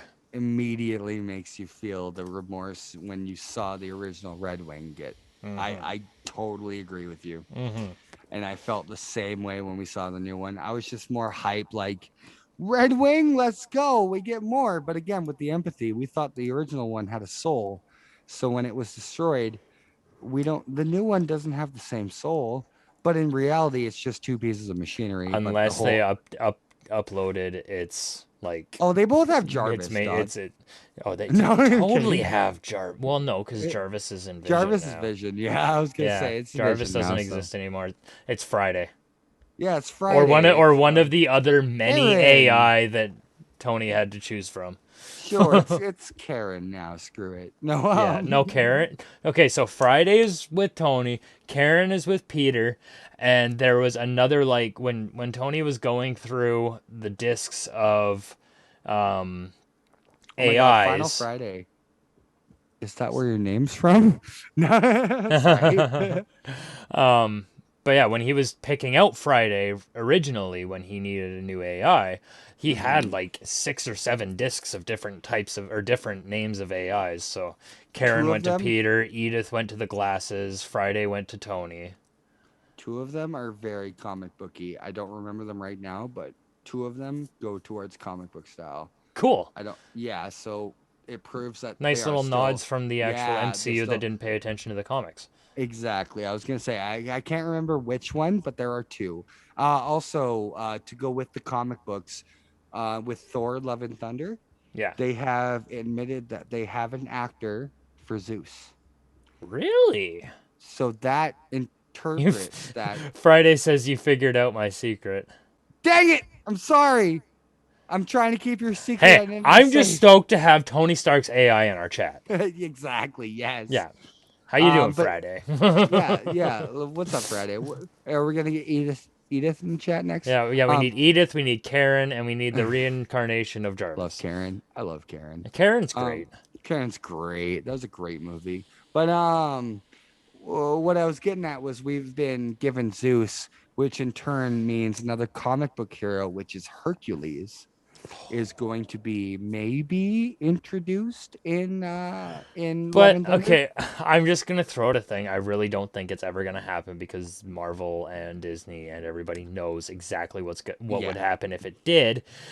But how funny would it be if Zeus's Hercules was just a live action patched over Disney Hercules? Oh my God! Are they gonna bring back? Are they gonna bring back my boy? What's his name from Always What, Sunny? pig that walks on two legs? Yeah, what's his name from Always Sunny? Danny DeVito? Yeah, are we gonna get him back as the voice? Let's go. Oh yeah, I was just making a funny one. I guess the pig that walks on 2 feet, but no, you're right. Like, are we gonna get Danny DeVito back as an MCU character? Let's hell go. Yeah! So who did the voice acting for Hercules in that? I don't remember honestly. I can't. Disney. I'm just thinking of the music. My brain is always just towards the music. And then I go to like my favorite Disney song. It's "Make a Man Out of You" on Mulan, and the live action Mulan wasn't that good, so I can't say shit. Let's get down to business. Tate Donovan. Tate Donovan would have to come in as a very, very old Hercules. I was gonna say, what is he looking like now, though? That's old. The problem. I mean, too old to be Hercules. So we're gonna get. Can we get? Oh God, I can't remember. I'm trying to make a meme. I'm gonna look it up really quickly. While you look it up really quickly, I'm gonna carry on here. So after Cap saves all the people, Batroc comes back with a frickin' smoke grenade launcher. Yeah. And starts launching frickin' smoke grenades and smoking the place. But that's okay because Cap's new suit has heat vision. Yeah, he's able to see between that. Yeah. It's Kevin Sorbo. He was Kevin Captain Sorbo. on Andromeda. He also played Hercules in the Xena universe. You know how many times I came home from school, turned on the TV too early, and Xena was on TV instead of my cartoons. Instead of the Weekenders and Recess. What the hell? Yeah, we were watching Xena Warrior Princess. Like, fuck, come on. Straight up. What 10-year-old wants to watch Xena Warrior Princess? He doesn't even know what boobs are yet. I'm sorry. I was 10 years old and I thought Lucy Lawless was a goddamn goddess, so I can't say shit. I discovered the P word at 9 years old. Fair. I was young with internet. Fair. Welcome to 2021, where us as our age, we've been referenced to some stuff. So we get the smoke grenades, and then we get the cool infrared scene with Falcon. Yeah. And which is awesome. Yeah, and then this is where it's fairly evident that Cap, Bucky, and Walker are now kind of working together. Not working together, but fighting together. They're cool with each other. Yeah, they're it's like, okay, at the end of Jurassic World, where like the Indominus Rex gets eaten by the Megalodon, and then the T-Rex. Honestly, I need to cut in here for a second. That was a horrible scene. I absolutely agree. Horrible. Like, it was dumb as hell. You have the most intimidating, like statistically intimidating land creature.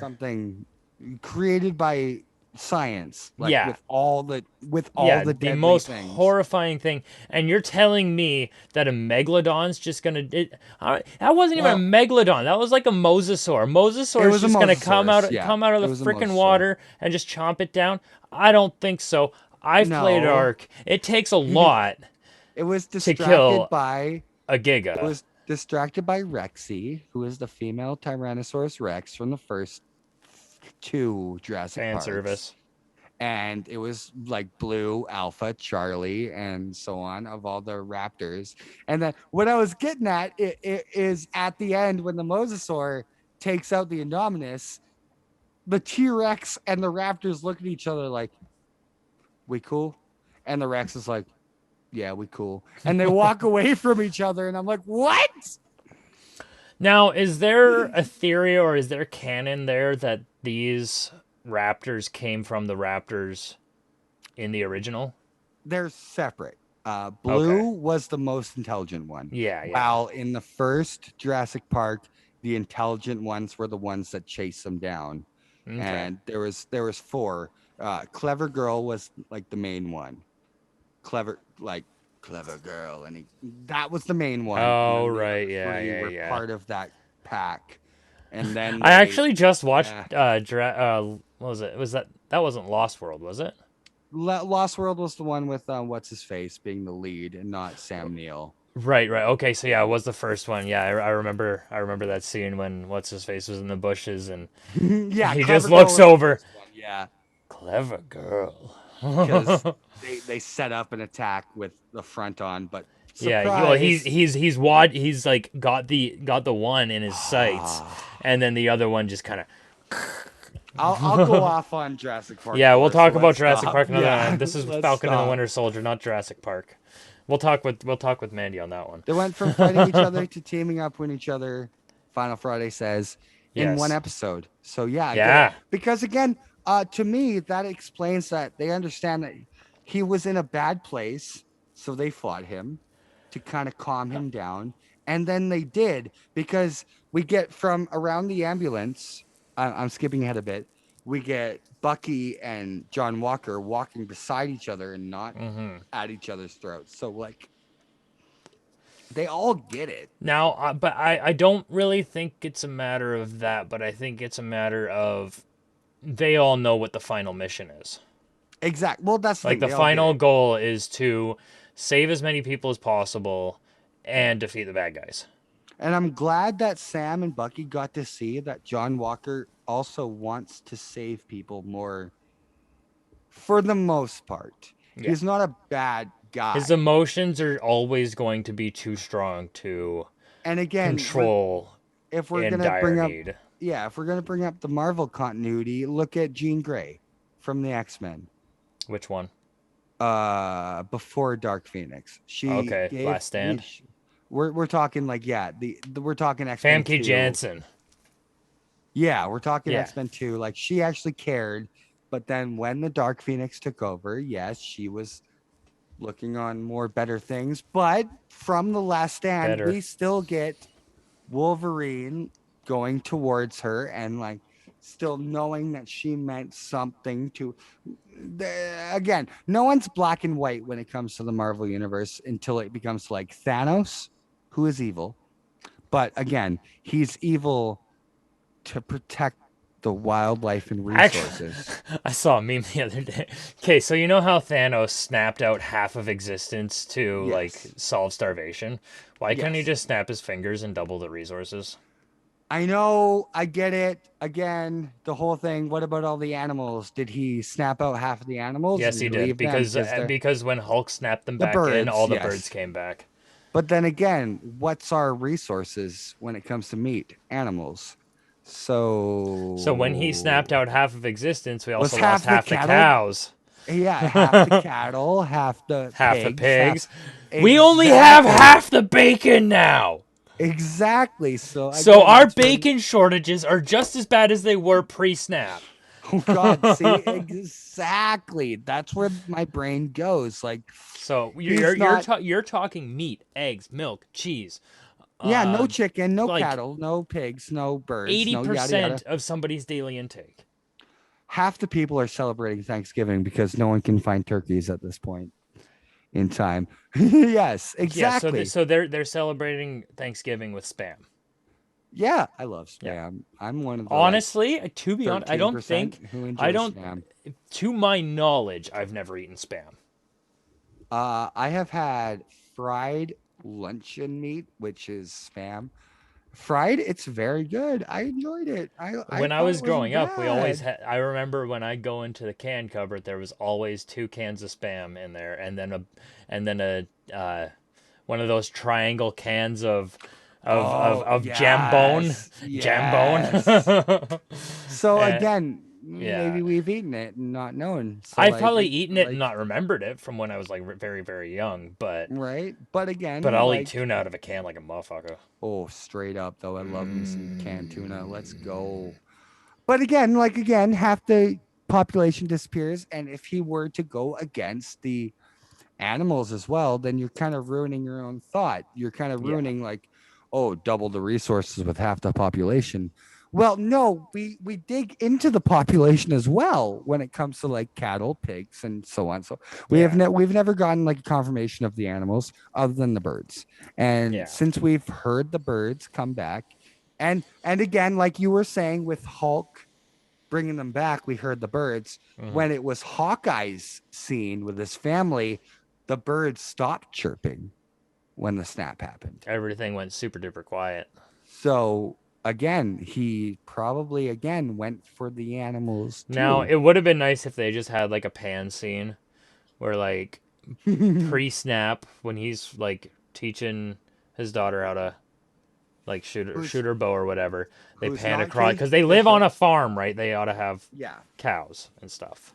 Yeah, obviously, or at least something. Yeah. So again, if you guys are watching and you're fans of the Marvel Universe, that was not Kate Bishop. That was his daughter. Yeah. Who is not Kate Bishop. Move on from there. Yeah. I would honestly rather be Hawkeye's daughter. Again, I think they're placating more to comic book fans. We're like, oh, we know her. We know her.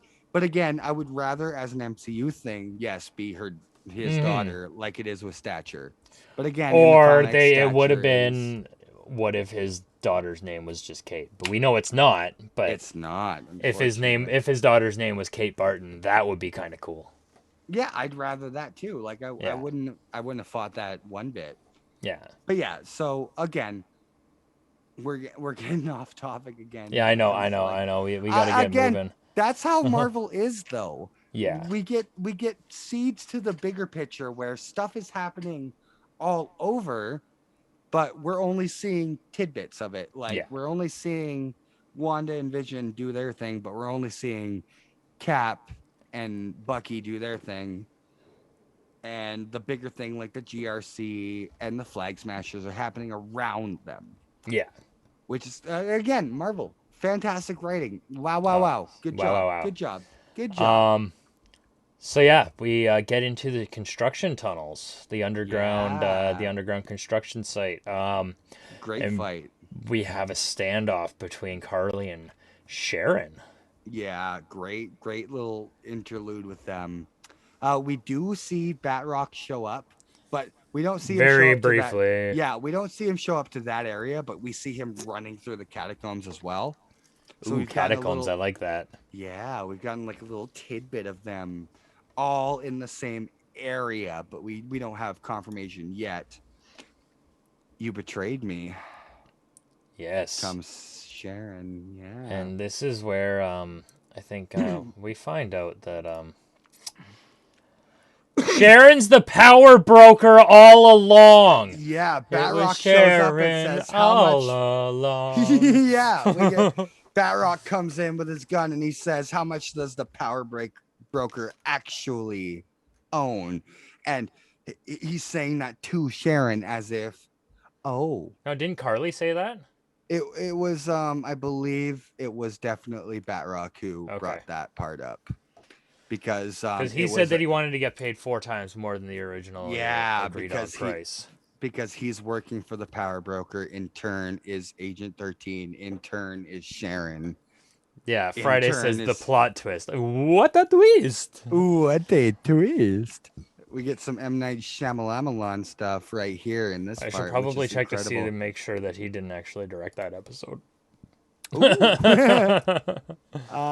Okay, we'll go back to Jurassic Park. The fact that Jurassic World's what's her face, the female lead from Jurassic World, she directed a couple episodes of Mando. So again, all full circle with all the nerdy stuff we watch. The people we love are doing things that we also love, and I love that. Okay, this just in from IMDb. Ooh. I look up episode 6 and it says season 1, episode 6. Season? Therefore, no longer labeling it a miniseries. Nah, I say that's done. There's a lot there at the end to lead into a second season. I say there's a lot into the end that leads towards the MCU films. I say not if there is a second season, I don't think it directly takes off from the end of season 1. I think there's a movie or two in between that in the continuity. Sure. No, we're gonna. Okay, let's say we get another Captain America movie, but it's starring Sam Wilson. Yes. Right. Like I totally. Bryce Dallas Howard. I'm still really upset that we can't call him Captain Falcon.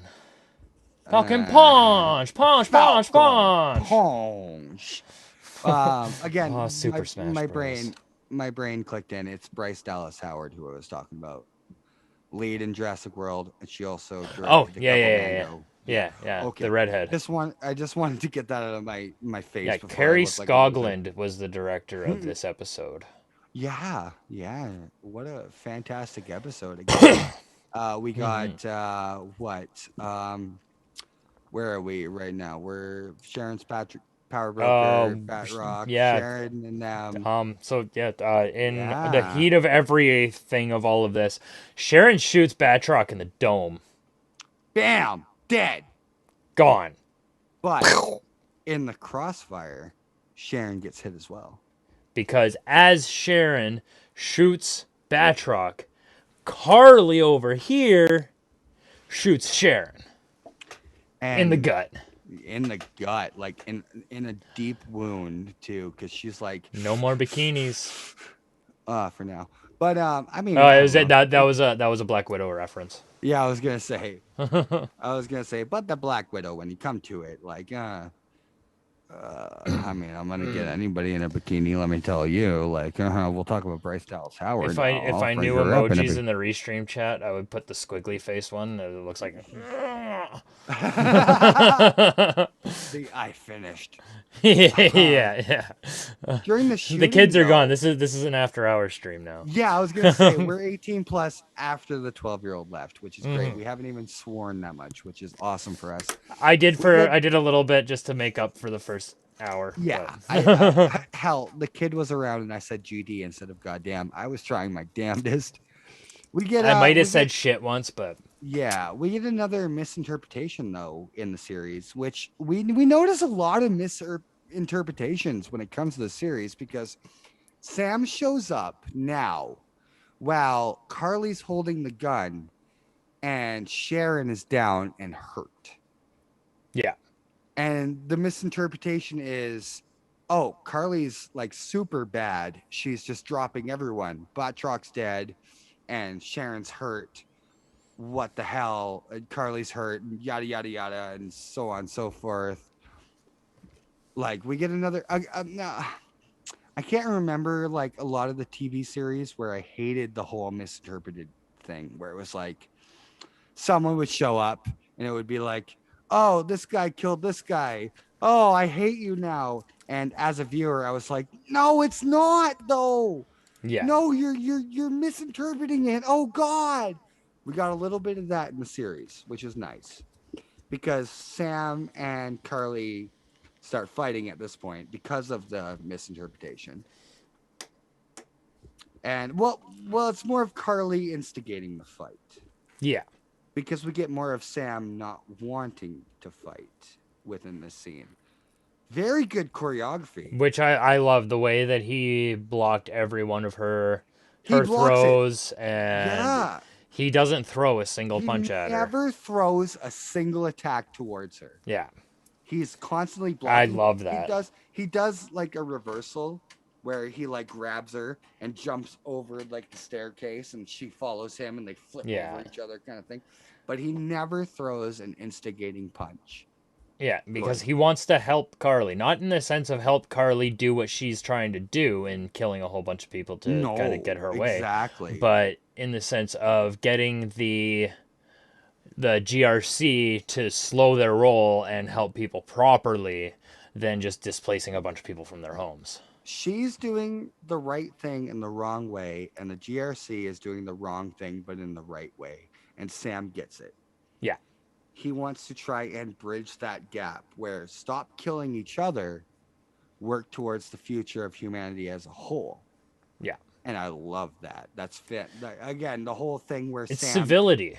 Exactly. He's from this. He's not a super soldier. He's a soldier. Yeah. He was never something more, but he was the one that And that's what I love about this Captain America. Great, 100%. He is the country's Captain America. Like, if I wasn't so tied to Steve Rogers, yeah, and so emotionally tied to Steve Rogers, sure, I would say that this Captain America is the one that always should have been. yeah, no, 100%, no, No again, superpowers, no, like, didn't come from money, nothing like that. I no, mean, Steve didn't come from money either, but, like, he is the true American hero. yeah, no, 100%. Again, I was on the opposite side when it came to John Walker because I honestly knew what this was turning into. I hoped. Again, it's the MCU. I don't know anything. Comics, I know what happens and what's going to happen, but when it comes to the MCU, I don't really know what is going to happen. But again, I played up the character who liked John Walker a lot because I knew he was going to be something better.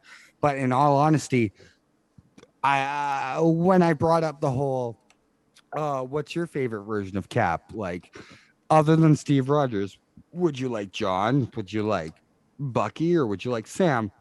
I agreed 100% that Sam made a lot more sense. Yeah, 100%. He always made more gets it. sense. There's a YouTube video I have yet to watch that explains the ending series of all of them, where it's like, how did Falcon not become the Captain America anymore, and how did Bucky not become Captain America anymore? And I have yet to watch that, yet to know which series of comic books to then read to get that. So I'm in the dark when it came to that. So again, Yeah. I played the guy who was like, yeah, John Walker's great, but I never really said that he's my Captain America. I never said that. You can even go back. I can say I even specifically went out of my way to be like, oh yeah, no, John Walker is awesome at Cap, but I never said he was my Cap because again, I didn't know how this was going to turn out, but I knew that if it turned out the way I thought it was, then no, he's not my Cap, but we have Sam or Bucky to be my Cap. And Sam has always been where my brain kind of led more towards like, yeah, no, that makes more sense as a Captain America. He's not shooting people. He has wings and he's awesome. Yeah. And so like again, as someone who's read the comics, I love John Walker, but I love him as US agent. I Not didn't love as him as Captain Cap. America. Exactly. And I never fought you on that because I didn't want to add that point to our conversation yet until we got to this point in the series. Yeah. And I'm glad they put it the way I kind of wanted them to, where it was kind of like, yeah, no, he's kind of a bad dude, but he does it in the right way. So why not, instead of having a Captain America, have a US agent, and vice versa? Instead of having a Captain America, why not let Falcon take over and be the more good-natured human version of Captain America? And I'm so into that. And again, we'll go back to the beginning scenes of the episode. I was so hyped to see what I was asking for every stream. What are we, like 6 or 7 streams down for Falcon and Winter Soldier now? 6. Okay, so about 5 of those, I was like, let's get a scene where a shield comes off frame, knocks a guy out, comes back to a flying Cap where he lands, and it's Captain Falcon. And I jumped out of my seat when it came to that. I was hyped because this is what I wanted. And again, I wouldn't mind if, say, like, if I were to go from the other way, the other perspective, a couple people get shot in the arm and drop, and then the shield comes back and Bucky flies in with his leather outfit with the captain kind of area in it. But I don't think the series was ever leading towards that. I think the series. No, it was always This is Sam. If it was going to be about Sam or about Bucky, it would have been the Winter Soldier and the Falcon. Yeah, this is definitely Sam's series beyond anybody else. We got lots of his sister and his family life. Sure, we did get a lot of closure. We'll get into it when the scene comes. With not Bucky. to like like subsidize Yeah. Bucky. We're not They were both the main characters of this show. Yes. But it was more evident that this was more of a Sam show than a Bucky show. Yeah, it was definitely leaning towards that. We're getting Sam more. And again, like I said, we got a lot of Bucky. We got a lot of story signs towards Bucky. We even got an intro before the title screen of Bucky in one of the past episodes. And we got a lot of like Bucky's solo life. But I believe the show is gearing towards this being more of Sam's show than anyone else. Well, yeah, because like Bucky got a whole damn movie. He got 2 movies. 2 movies, and who was given the shield in Endgame? Sam. Exactly. So I think yes, we got Winter Soldier stuff, but I believe the show as a whole is Sam coming to grips of not wanting the shield, and then thinking, yes, I need the shield. Yeah, I'm the one who deserves this. And he does. 100%. 100%. So in between this whole Cap and Carly fight, there's a funny little quip scene where the Flag Smashers get a notification on their phones, like, meet me at the northeast corner of the tower or whatever, or the building or whatever. So they're following their Flag Smashers app, and they're going to where they're being told to go because they think they're going to where Carly is. And just to reiterate on the last little bit there, Friday says it does feel like more of a Falcon series. Absolutely. Exactly. But yeah, anyway, so they go to the northeast corner of the tower, and who do they run into? Mr. John Walker himself turns the corner, and he looks at them, and he's like, "You made it." And my God, but who's standing beside him? But that's exactly what I was getting into. It's John Walker stops him, says his little clip, and then Bucky as well. He comes in. He's holding the phone with the app up, and he's like, "The technology. It's a great app. It's a great app. What a fan!" And again, this and then now a bunch of soldiers come in, and the Flag Smashers are surrounded them and ready to take them in. And again, this. But what Walker said was it was a Lincoln joke. Oh yeah, he said something about Lincoln, and then at the end, and he's like, "It's a great quote." Yeah. When they're walking away, he's like, "Did you really have to like bring up a Lincoln quote? It's a great quote." But if you got it, bring it up, and you can correct me. What I was gonna bring up an audio clip later on, so I want to save my chance at being demonetized for that. Good man. But what I was saying was like it shows this is where we got our first, like, next to the saving the van, but this is where our whole inkling of they're still both good guys.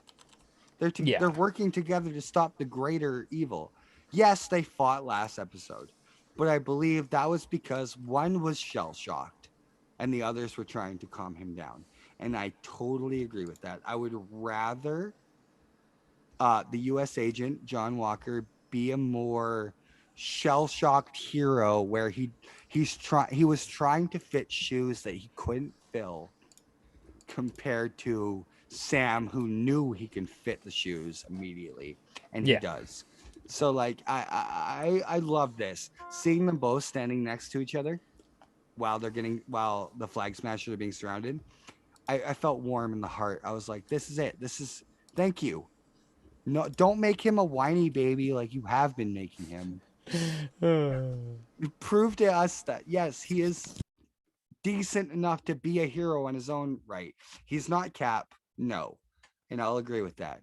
He never was, never will be. But the fact that being Cap is part of his whole, secret identity, and starting as this whole, like, if you read Spider-Man #1, if you read Superman #1, so on and so forth, this is his intro as a hero in his own right. Yeah. We've gotten this in live action form, and that warms my heart. Because again, John Walker was Captain America. He was super patriot for the beginning of his life in the comics. He fought Captain America. He became Captain America when Cap died.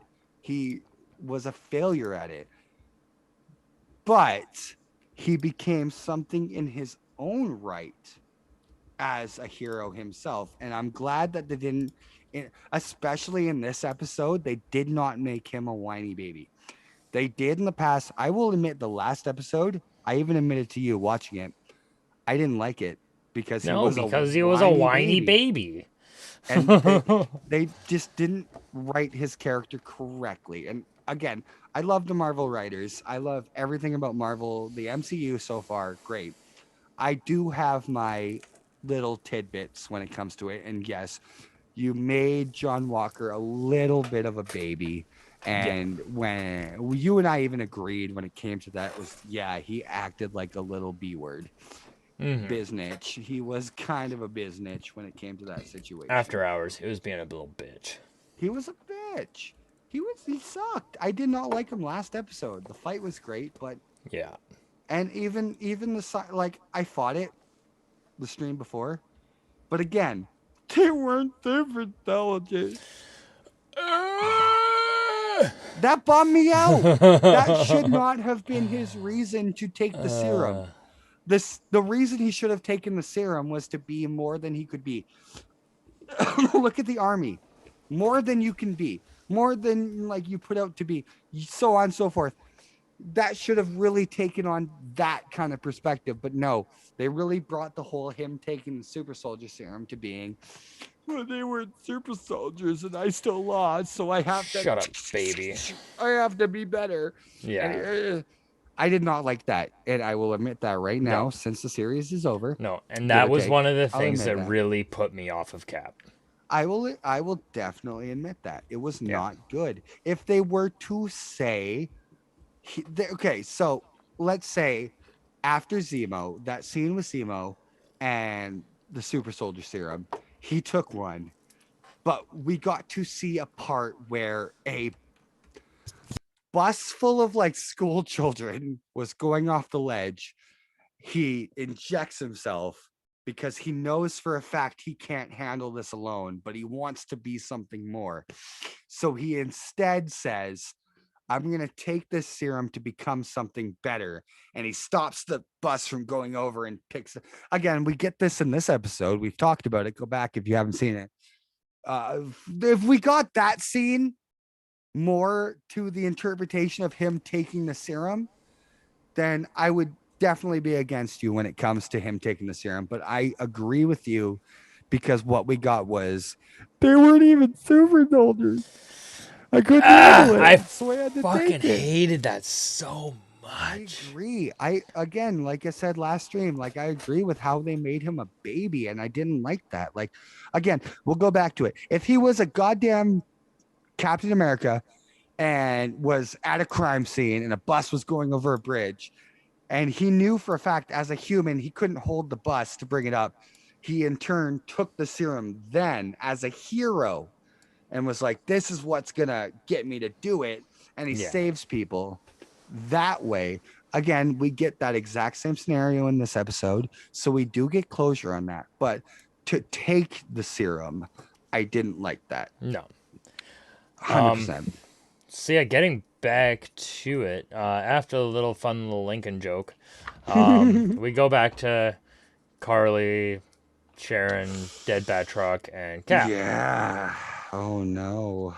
This scene. So Carly's kind of beating the crap out of Cap. She is screaming, "Fight back!" Yeah. To our boy Sam. Just now that reminds me of something. I can't remember what it was. She wants a reason to fight for. She doesn't want to fight. I can't recall what that reminds me of. But I get what you're getting at though. Mm-hmm. Again, she doesn't want to be the victor as a more powerful victor. She wants to win fighting for it. And if she dies fighting for it, that's okay, as long as the fight she put up inspires something. And the whole thing is, the reason she's screaming to Sam to fight back is because she doesn't want to be known. If she does die, at this point. She's thinking, if I die in this fight, I want to know that he's putting up a fight and I'm also putting up my own fight, because we are two sides of a different coin. Yeah. One wants to fight for the rights of people who are snapback. What's up? I remember. Okay. It was after S killed D. Yeah. And H is chasing him through the field by H-Gid's hut. Yeah. And he's casting spell after spell at him. He's like, "Fight back, you coward! Fight back!" But because I mean, that was a different situation, because S is just like this little fucking kid. So. Well, that's the thing. Where again, it boils back to if other people were watching, why would you want to be known as the one who just beat the crap out of someone? Instead of being known as someone who put up a fight and won. Yeah. You just killed Dumbledore. Exactly. And nobody else is around to watch you beat the crap out of some angsty teenager that felt like he just lost his stepdaddy. And except for a bunch of Death Eaters. So exactly. And why would you care if a bunch of Death Eaters saw you beat the crap out of Harry Potter? Well, that's exactly it. Who's around to watch? A, the American population, or B, people. If anything, that would be more reason for Snape to beat the crap out of Harry, and then nobody would know except for the Death Eaters. Exactly. So like, it really puts on that point where it's like, it's not just the 1v1. It's never has been the 1v1. It's ideals and factions and people who believe in such and such a person to become something better. And sure, when S kills D, not many people are watching but the Death Eaters and Harry. Yeah. So who is he trying to impress? The people he's working for as an undercover agent. Voldy.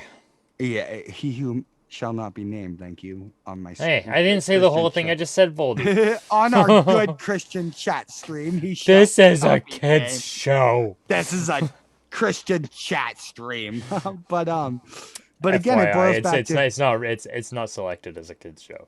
Oh God, no, please. If you're all right, this is not for children. If you are a children, listener or viewer discretion is advised. This program contains coarse language, talking about violence, and no nudity. Oh, shit. I'm not nude. Sorry. Oh, okay. Sorry. I got a nice little Avengers kiss there though. Chimichangas. Yeah. Chimichanga truck. Chimichanga trunk, baby. So yeah, anyways, I got back into like 30 seconds of the episode and then we That's where Carly gets the gun and that's when Carly gets the gun and she's pointing it at Cap. Yeah. And then all of a sudden you can see it coming a mile away, honestly. Oh, we were like, where is it? Where is it coming? Yeah. Let's go. Sharon shoots Carly like 4 times in the back. Exactly. What I wasn't expecting was Agent 13 to pull a kill shot. Agent 13 is the power broker now. You think she gives a shit? Well, that's what we're going to get into, because as the MCU follower, right? Like she was always like the goodest of good, right? She's an agent I wouldn't of say S.H.I.E.L.D. the goodest of good. She's an agent of S.H.I.E.L.D. S.H.I.E.L.D. was corrupted by Hydra. Yes. So who's to say that in the inner corruption of S.H.I.E.L.D., she wasn't like she wasn't a S.H.I.E.L.D. or a Hydra agent. No. But there must have been everybody was corrupt in some way. Hell, to get into Madripoor, she stole art and sold it. She stole famous and then she became the fucking power broker. Yeah, and then we get into that full thing where yes, she is the power broker who we've been talking about the past episode, who in the comics is it still like, blows my mind. I love it. I do. I love it too, but it blows my mind and it kind of saddens me a little bit that she's kind of like with the end credit or near end credits scene, she like kind of she's like, wavering. Yeah. I wouldn't say wavering. I'd say double agenting. Okay, because double agent on which side? Which side is she for? She is the power broker infiltrating the U.S. So she's not with the good guys, or is it a double agent she's acting as a bad guy? be the next big bad as far as Falcon and the Winter Soldier go. I like that because again, because she did play if we're person. gonna fast track to the her pardon at the end of the episode, yeah. If you're watching us, please, if you've been in this for the last 2.5 hours, watch the goddamn episode. Yeah, and you haven't watched the episode, what are you doing here? Yeah, stop watching. I mean, I love all the viewers I've been getting, but if you haven't watched the episode, what are you doing here? Watch the GD episode. So, I swear anyways, to God. Sharon's getting her pardon, and then she gets her old job back, basically. Yeah. As Agent 13. But when she leaves the courthouse, she's on the phone right away saying that she's just got access to all these fucking weapons and shit. So again, to obvious. To me, it's very obvious that she is the power broker working undercover inside the U.S. government. She's bad, pretending to be good. Yeah. Is what you're saying. Friday says, when Carly died, I was a little upset because I wanted to see more of her in the MCU fighting alongside Sam and Bucky, realizing the past wrong like Bucky because her character is so well written. I agree. I would have liked to see Carly live. I don't think she would have ever actually come to her senses and fought alongside Sam and Bucky, even though her and Bucky do have some similarities. Her and Sam have that entire conversation. Oh, exactly. Like her and Sam are on the same page politically, whereas her and Bucky are on the same page with past experience and knowing that you're doing the wrong thing for the wrong reasons, but you for the wrong reasons. Yeah. But you have to do it. And again, I will say right now, I totally agree with you for that. Mm-hmm. I would rather Carly survive and become something else, but not be a good guy fighting alongside the. No, I think she'd still be. I think she would still be pushing to do the right thing, but she would still be a very radicalized version of that. Again, like let the Flag Smashers continue as a foil. Well, I mean, I really don't think that truck exploded at the end. So, it exploded, but I don't think they died. Yeah, once we get to that, I believe they got out like magic tricky out the bottom, a little like escape hatch, so on, to make it look like they died. They're gonna come. I'll say right now, they're gonna come back. The 4 who are left as the Thunderbolts. Because you add under Helmet Zemo. Yeah, you add Zemo, and then you add what was I getting at before I said Thunderbolts?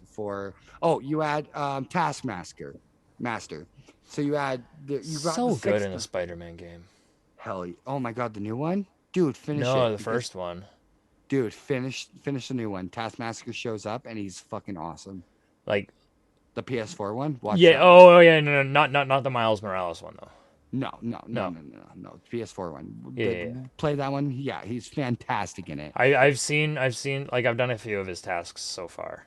Did you delete a chat there, Final Friday? That's okay. If you have something to fix. I don't think so.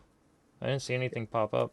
It says message retracted for me, so. Oh, okay. If you have something that you want to say, rewrite it. Don't worry. We will not judge you.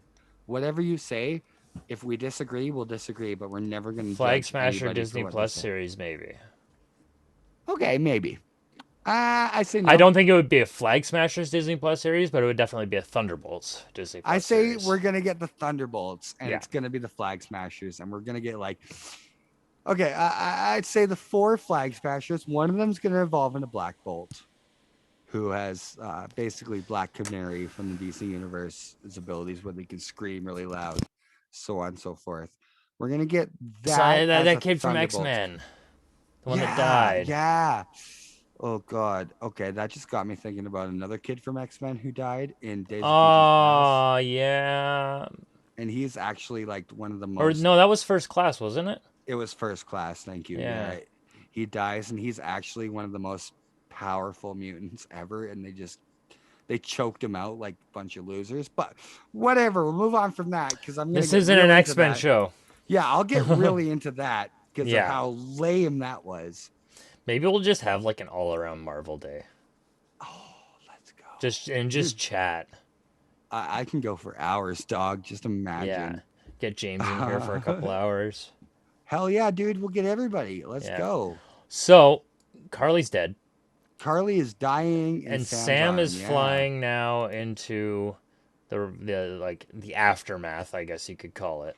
Yeah, like the after battle, he comes in with her body, and the Yeah. news is there, and they're all over him.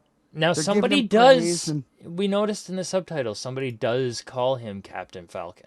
yeah, do we call you Falcon or Captain Falcon? She says. But we can't call you Captain Falcon No, because Falcon punch, Falcon punch. And he was never Captain Falcon in the comics. It was always Yeah. the Falcon or Captain America. And So the now, fact, okay, first of all, the Yeah. fact that the Captain America suit has the half kind of cowl that goes over his head but shows his hair and stuff. Mhm. The original comic Falcon had that exact cowl where it went over his head, showed the top of his head, but had the eyes going over with the orange goggles. So we've got like an amalgamation of both of them in our new Captain America, which is awesome. Again, I do like how the helmet's not really a helmet, it's just a mask that totally still lets him show off his little fro. exactly. I think what Marvel realized was, yes, in the early days from 1999 to 2006, 2007, everyone was wearing a tough exterior outfit, like the X-Men, like you were saying, the Fox out X-Men were all leather and not yellow and blue like the comic books. Yeah. Or we got Captain America who had his like black outfit with a little bit of things. Although in First Class we do get that homage. We get the homage to that, which again, nobody hated it, but they No, changed I loved it.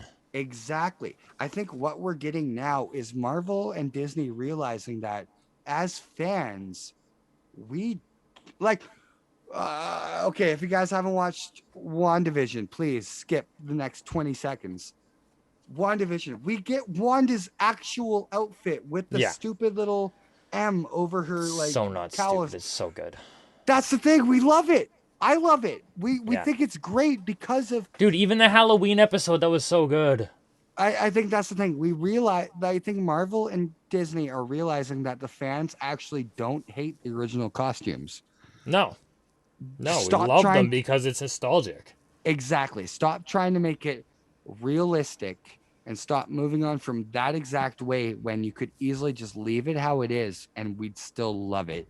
So we got the exact 1-for-1 Captain Falcon here, and that's fan freaking tastic. All right, so now we're getting to the point where the next thing in my notes is Sam gets political. Yeah, so I was just gonna play this audio, but I don't want to fear it getting muted in post production by Twitch. Hell, so I'll be quiet. By all means, go for it. I'm just gonna read it out word for word. So yeah, he walks up to like all these officials and stuff, and they're like, "Thank you very much," and like, "You did your part in dealing with those terrorists. Now we'll do ours." And then Sam's like, "Are you still going forward with resetting the borders?" She's like, "Our peacekeeping troops will be reporting soon. The terrorists will only set us back a bit." And then Sam just interjects, and he's like, "Stop calling them terrorists. Just stop calling them terrorists." And then they're like, "What else would we call them?" And then Sam says, "Your peacekeeping troops carrying weapons are forcing millions of people into settlements around the world, right? What do you think those people are going to call you?" Terrorists. Terrorists. These labels, terrorist, refugee, thug. Like, they're just often used to get around the question, why? And then one of the officials says, "Those settlements that happened 5 years ago, do you think it's fair for governments to have to support them?" And he's like, "Yes." I'll say, and those people the senator said the people who reappeared only to find someone else living in their home, they just end up homeless. And then the guy says, "Look, I get it. But you have no idea how complicated the situation is." Mm-hmm.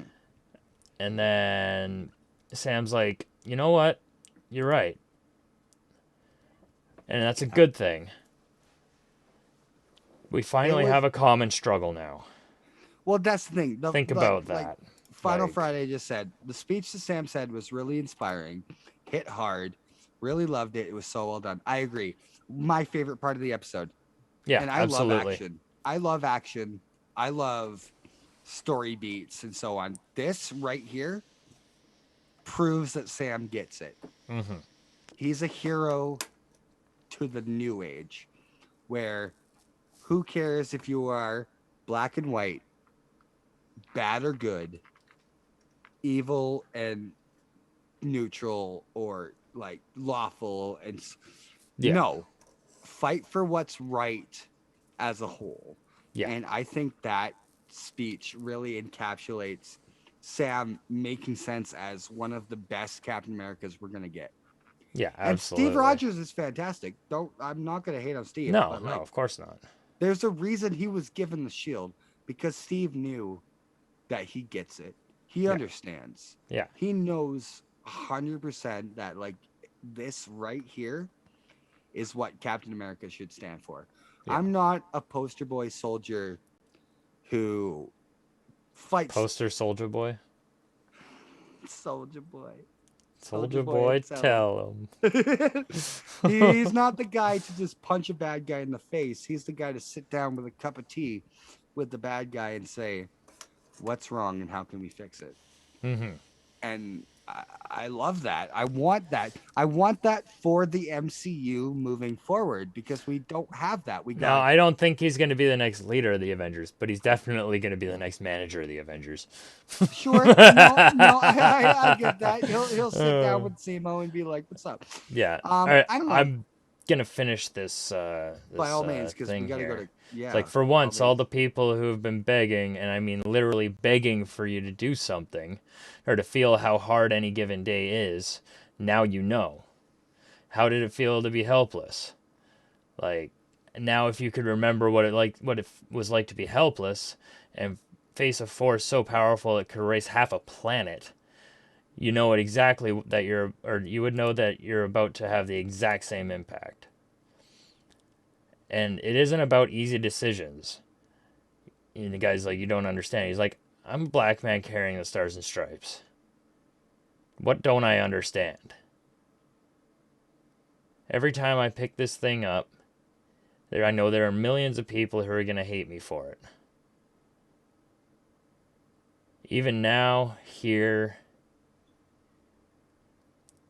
the stairs, the judgment, and there's nothing I can do to change it. It's very political, yes. Very political. Yet I'm still here. No super serum, no blonde hair or blue eyes.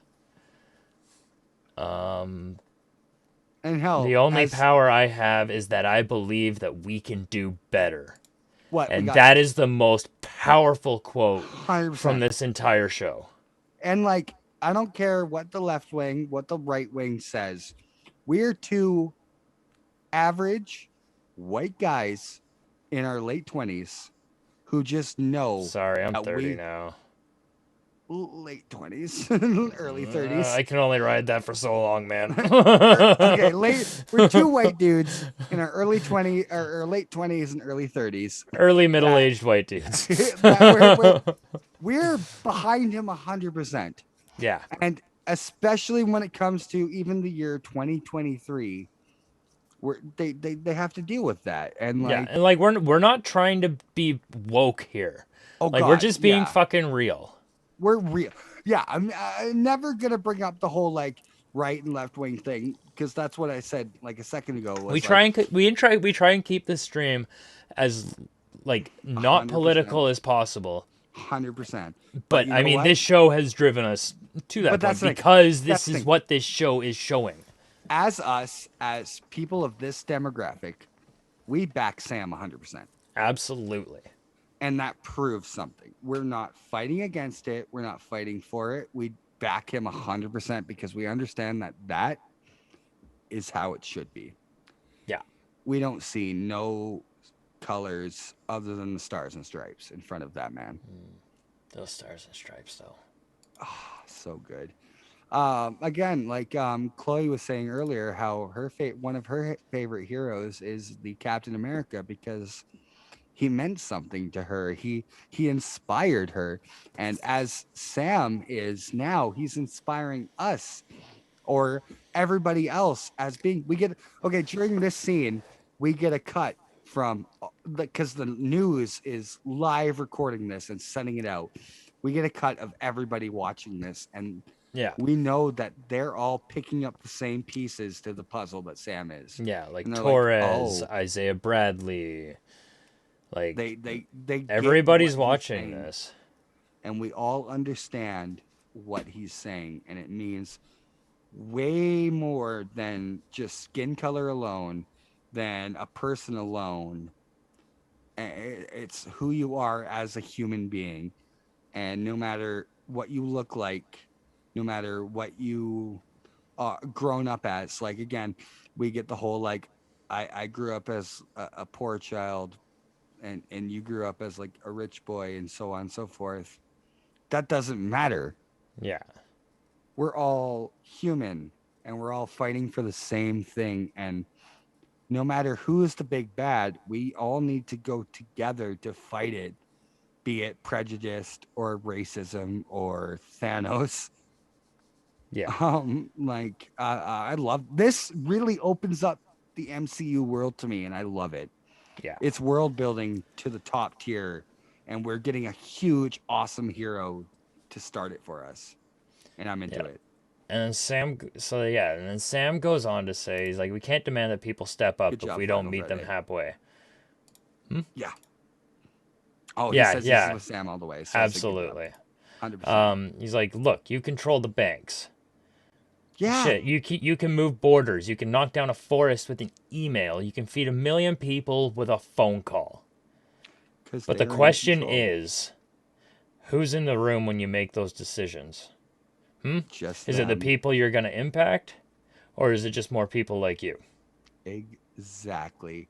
They don't have like say when they were doing the Sokovia Accords, they were all Shield and Hydra agents and government officials who were building it up, and no one ever like from Sokovia said, well, we'd rather have someone there to protect us.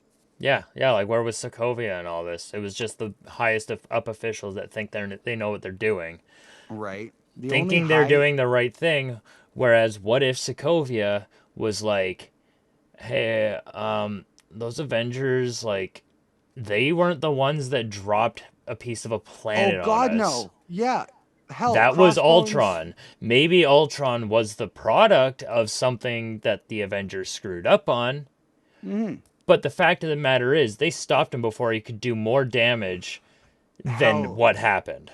Even Crossbones, when he set off that bomb, if Wanda didn't pick him up and throw him into that building, he would have ran towards children, families, the whole market. Like he would have killed just people who, in the government's eyes, are just pawns.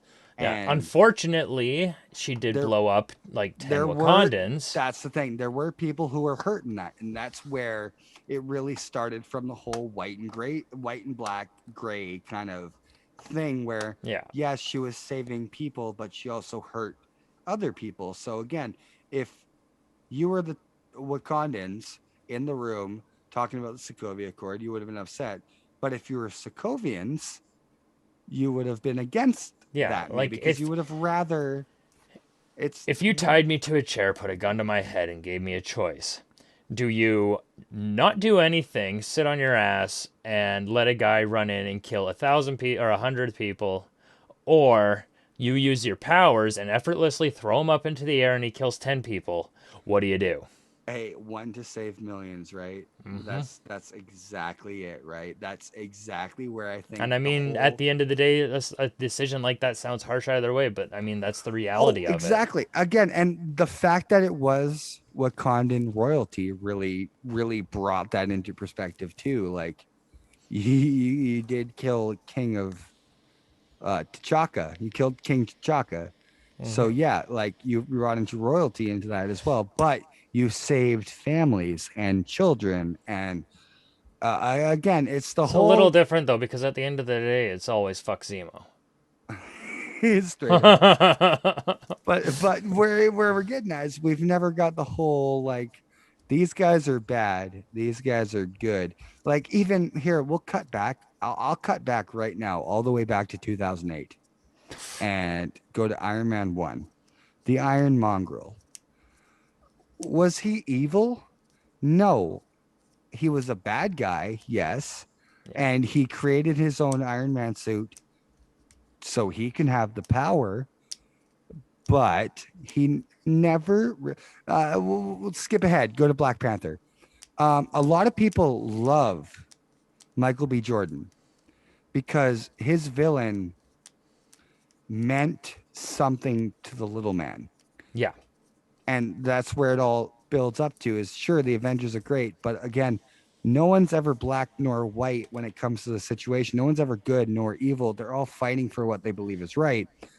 So a lot of people did love Killmonger's ideals because he got it. But again, people love the Avengers on their own part, or Black Panther, vice versa, because he was the good guy and he did his thing. And it really, there's no ever bad or good guy. There are evil and good, yes, but it really sticks on the line for the whole thing. Like we don't have. Is that 3 or 4? Can you hear me? Hello? Yeah. Okay. We don't have like, I don't know. We don't have, oh, he has red lightsaber because he's bad. And, oh, he has blue and green lightsaber because he's good. We don't have that. No. And even so, we've got 6 different colored gems. Exactly. I mean, each and every one of them has been a lightsaber color at one point, but that's the thing. We've all gotten something that's not like what we've gotten with this series is the Flag Smashers. Yes, bad, killing civilians, but also no, good because they fight for something that's right. John Walker, yes, bad, he killed someone, but also no, good because he saved people. A dick. He's all right. I like him, especially after this episode. I got more love for him after this. But again, I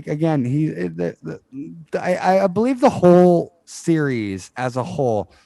Okay, WandaVision as a whole was coming into your own perspective and thinking like, yes, bad stuff happened to you, but you shouldn't change reality to your own thoughts. Because when you do, you ruin other people's lives. And that kind of carries on to this because with the Falcon and Winter Soldier, we get, yes, you believe you're good and they are bad, but they're also fighting for something that makes a bit of sense. Yeah. And there's no black, there's no white. Everyone's just gray. And I love it. I think it's fantastic. I think this is perfect. This is exactly what we need as a show, where we'll get into it when we get after the what? We still got a little bit to go. Yeah, I was gonna say after we get the whole Flag Smashers and stuff. I just want to finish off this scene with Sam here. Yeah, please, by all means. Yeah, so he's like, I mean, this girl died trying to stop you, and no one has stopped for 1 second to ask why. You've got to do better, Senator. You've got to step up. Yeah. But if you don't, it'll be the next Carly will, and you don't want to see Carly 2.0. Oh, God, People believed in her cause so much that they helped her defy the strongest governments in the world. Think about this from when I was saying about the no black, no white, right? So, again, Carly made sense to people because she was fighting for what to them was right. And yeah, you don't want Carly 2.0 because maybe there's someone out there who believes it, but is more of a radicalist who kills more civilians when it comes to that, right? Like at least Carly killed somewhat. She wasn't taking out orphanages and stuff. But who knows? Maybe Carly 2.0 will come back and kill children to prove to the GRC that, well, now if you don't want people to like move on to the next new world order when it comes to like people and stuff with after the snap, fine, we'll get rid of the next generation or so on and so forth, right? Like the way I agree with Sam was yes, you don't want the next Carly because I want you to agree that Carly made reasons that made sense. But she went at it, sure, at a wrong way. She was a radicalist, yes. But again, like we could harken back to our stream after the first episode where you and I went into the whole economy of the snap, where fucking half the universe snaps away, comes back. Well, now there's bank accounts with money in it that are being reused. There's property that needs to be sold or has been bought and sold, and so on and so forth. Like again, like I can say yes, I get where she's coming from, but no, I don't agree with how she's doing it. But I do agree that she does make her own sense. And that proves why I like John too, because he's making sense in his own. I have the empathy that goes to the fact that it's like I can put myself in your guys' shoes and I get it. Yeah. So wow, what a great show. Great show. Great Such a great to make show. To make us bring up these topics. Yeah. Not very many shows can make us bring up this many topics all in the same episode, let alone in one show. episode, to make us go off and like again, like I will never like go against myself with what I've said about John, and I'll never go against myself with what I said about Carly for these past so many odd episodes, because I get it. I feel for all of them, and I feel for Sam, and I feel for Bucky. And when we get to the next part, we'll start feeling for Bucky more because, like, it makes sense. Speaking of which, we get the flag smashers. So yeah, after that whole, like, awesome speech from Sam. Yeah. A truck full of flag smashers goes boom. I believe it's the 4. They said 4 flag smashers. Four flag smashers go boom. Yeah, they get in the car and they look at the guard that's putting him in there. And again, we don't remember his name much, but he's an important flag smasher. Yeah. I can't remember his name, but he looks at the guard and says one world. And the guard says one people. And they close the doors and boom. Yeah, not even 2 seconds later, the van explodes. So yeah, it flashes to a bunch of news outlets reporting on it, and then it goes to Zemo on the raft because those 4 flag smashers were to be transported to the raft. They were going to the raft, exactly. Yeah. So. Yeah. So that's just kind of a little foreshadowing because we now can assume that we're going to be seeing the Thunderbolts and Zemo again. I 100% say that these 4 flag smashers are going to be the Thunderbolts. That scene alone we're going to get Taskmaster is what makes me believe that there could be a season 2 to this. I get it. I'd say maybe we're going to get something else, not a season 2, but we're going to get something with the Thunderbolts, and they're going to show up in that regard. I don't know about a season 2 because I feel like Ben Zemo reading books again. Yeah, no, he was too. he was in his cell just reading away. Yeah. Because he plays chess and everybody else is playing checkers. 5D chess. There we go. Yeah. There we go. He's so many steps ahead.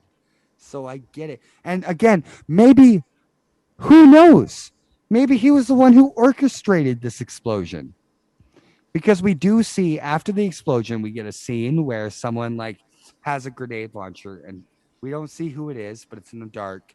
We see a silhouette of someone pulling up the gun, and then it cuts back to the next scene that we'll talk about in a sec, or we're talking about right now. Sorry. But we get that split scene of someone did that for a reason, and could have been Zemo, could have been Carter. Again, the whole power broker Carter thing blew my mind. Yeah. So out of the comics, I didn't get any of that. So that's fantastic. But again, we the fact that we get to see the explosion, we see someone in silhouette pulling out I'm assuming it's one of the grenade launchers from what Sharon gave Batrock and them. Yeah. I'm assuming it's that. Maybe Zemo was the one who was planning so many odd steps before, and he knew this was going to happen. So he was like, you know what? We're going to fake their deaths, and you guys are going to come break me out and work for me. Yeah. So I love it. Do you have anything to say for that before I cut to the next part? No. Next part's we see our friend Val again, isn't it? Yeah, we get Valentina listening to them die. So like, what the Falcon is Valentina? I say she is still a SHIELD agent who's a double agent for Hydra, who is a bad guy. Triple Hydra agent. Yeah, she's bad. Hydra infiltrate SHIELD to infiltrate Hydra. And now I think she's like gone back to like not SHIELD but like freelancing. I say she's bad, in my opinion.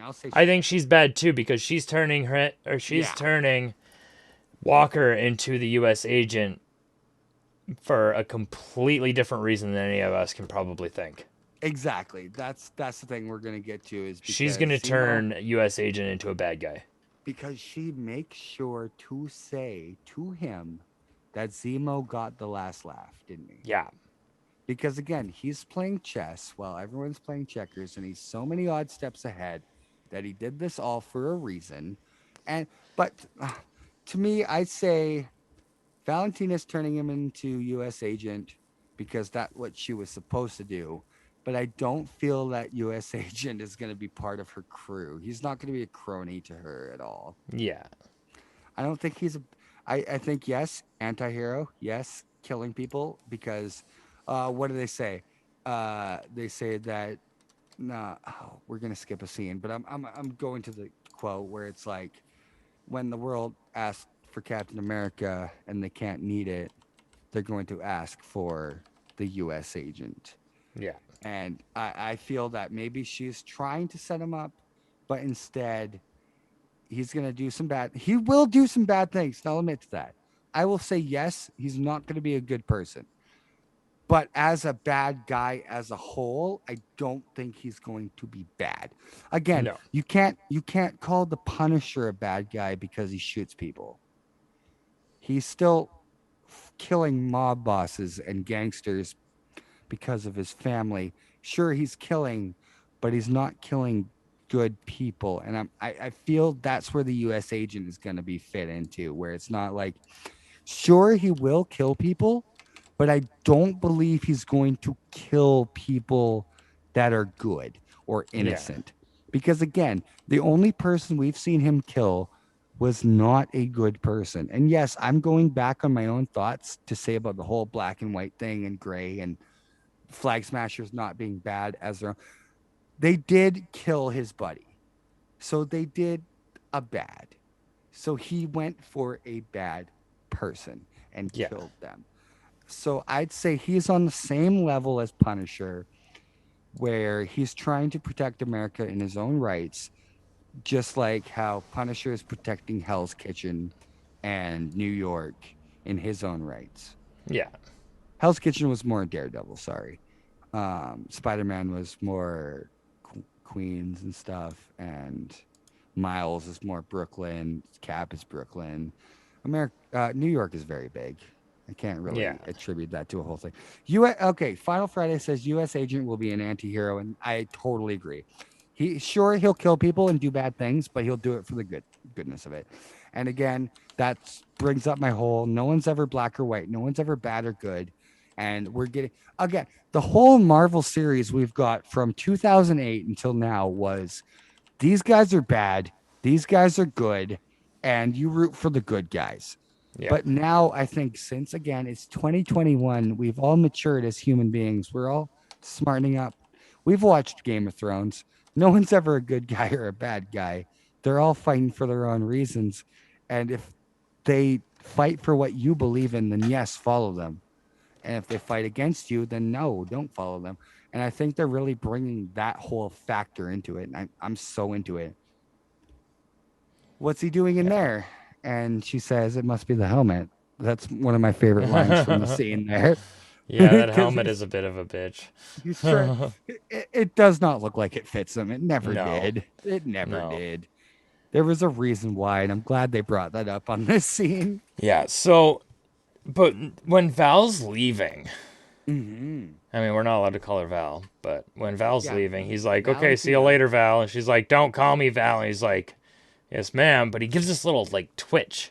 He does. He's like, and I don't know what that could be. I feel like I may be diving too far into it, but I mean, no, I agree. If it wasn't there for a reason, why did they have him twitch in the scene? To me, as the guy coming from hoping he turns out better than he should be, I say that twitch was, I know Valentina's bad, and like, okay, I see. Right, where he's coming from, like, I'm doing this for my own reasons, not for her reasons. And when she says that, he's like, yeah, okay, of course. Yeah. Don't worry about it. Like, he's fighting against himself to be like, I know you're worthless and I will kill you. But that's his little like, no. Take what you've learned in this past couple episodes and just play the game with them. Yeah. And not act on instincts. He's fighting against his own instincts, I believe. That's where I'm coming from. I'm not saying I agree with it 100%. I'm not saying I disagree with whatever you say. I'm just saying that twitch definitely proved that, like, he's like, yeah, no, 100%. Yeah, I agree with, sorry, Val, blah, blah, blah. But in reality, he's like, I would have easily just been like, I know you're up to something, and but he's fighting against his own instincts. Because again, this whole series has been him giving into his instincts. Yeah. And being mad at Bucky and Falcon, and being mad at the guy who killed Battlestar, and acting on those implications. But maybe this is him being like, okay, let's just play this out finally. What do you think? What do you think the twitch was about? I really have no idea. Like I said tough, before, I noticed it, which makes me think that it's there for a reason, but I really don't know what it could be. Like, maybe he's just like giving her the time of day just to make her think that she's getting somewhere, but really he has some sort of ulterior motive. Again, see, that's the thing. I think that he knows that she has an alternative motive. Yeah. But you think that he, as a whole, has no. So, again, we're on the same page, but in different mindsets. And again, that's what the whole series has been about. Yeah, pretty much. Being on the same page, but tackling it in different ways. So I think they're doing perfectly with this. Yeah. So, Friday says, I think he knows what he's getting into. Yeah, absolutely. So the next scene is where it starts. Okay. Sorry. No, go ahead. I was going to say, I totally agree with that. He knows what he's getting into. Mm-hmm. But he has his own way of getting into it. Again, the whole chess and checkers thing. He's starting to understand that people are playing him. The government was playing him. Even Sam and Bucky were playing him. They were like, okay, yeah, no, he's a bad guy. He's doing bad things and blah, blah, blah. And I don't want to fight. Like, I don't want to deal with how he does things. And then they end up working with him by the end. So I think he does know what he's getting into, but not in the way they are contributing him to be that way. Yeah. I think that, again, chess and checkers, right? Maybe he's finally smartening up and realizing that, yes, I acted on instincts. Maybe I should take that split second to think before I act. Yeah, exactly. And that's why he twitched, because instead of being like, I'm going to arrest you because I know what you're doing, he's like, no. He twitches. He's like, stop. Here's the thing, though. He can't arrest anybody. Well, that's the thing, right? Well, I'm thinking like as how he is as like the moral good, right? Yeah. Instead of like acting on instinct and being like, you're bad, I'm gonna bring you in and try to clear my name. He's actually going like, that's where the twitch came from, where he was like, okay, no, I'm thinking about it first. I'm not gonna act on instinct. I'm gonna ride with this for a little bit and see where she takes me. And if she Yeah. takes me into a deep Hydra base, that's where I strike. Kind of thing, right? Mm-hmm. Again, it could just be me hoping for John being a good guy, right? It could be. So yeah, by all means, Yeah. continue. Sorry. So yeah, now we get into the sad bits with Bucky. He officially decides that he has to go tell Mr. Nakajima the truth about his son, about how he murdered him, but he didn't have a choice. He didn't. And honestly, I thought we were gonna get a lot more from that scene. Because he says your son was murdered by the Winter Soldier. ... And that was and me. that was me. Yes, exactly. But I thought we'd at least get some sort of response from Mr. Nakajima, but we don't. We see him hurt, but Yeah. we never see the full closure to that. No. So exactly. we leave that, and Bucky kind of walks, yeah. it cuts to the shrink's office. Dr. Ring. And there's a bag with her name on it, and she opens it up, and it's his book. It's his notebook or whatever, Cap's notebook. And every single name is crossed off. And there's well done, Bucky. Good man. There's a little note next to it that says, "I finished the book. Thanks for the help, Doc." Yeah. Wow. And I think that's the biggest development that we could have gotten from a character in this episode, in this show, is Bucky finally being free of the nightmares, of the memories, of the persona that was the Winter Soldier that is no longer inside Bucky. He finally gets closure to what he's done. And he even, again, when Civil War happens, he even explains to Iron Man that he didn't want to kill his parents. No. He had to. Yeah, he was brainwashed. And the whole, I think, to go with the character development thing, like you said, I finished the book thanks to the help, Doc, definitely kind of inspires the whole, like, the doctor was kind of, they were making fun of her the whole series. Oh, yeah, absolutely. But in reality, she helped him. And like I said from the beginning, she knew her job. But what I was getting at from, like, even from the beginning of the series when we were streaming it, was like, yeah, she sounded like a beehole, but she was getting I've never heard somebody call somebody a bitch hole before. She was butthole. God. Oh. No, I'm kidding. A bitch hole.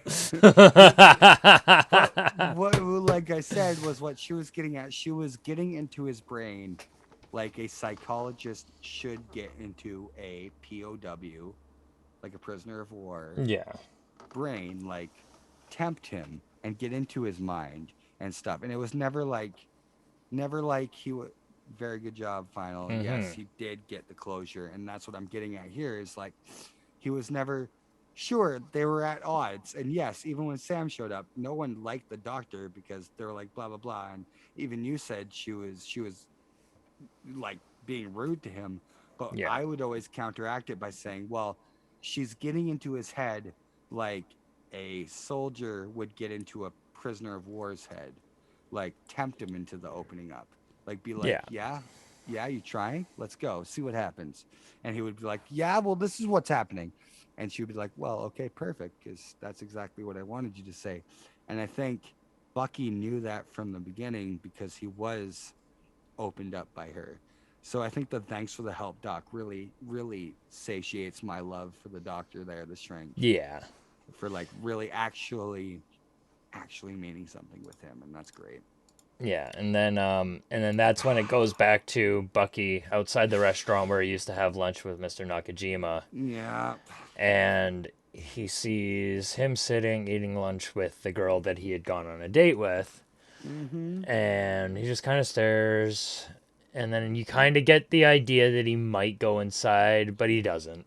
He doesn't, but you do see that she looks up at him, and they Yeah. do lock eyes for a split second. But she. But I think the look she gave him didn't tell that Mr. Nakajima even said anything to her about it.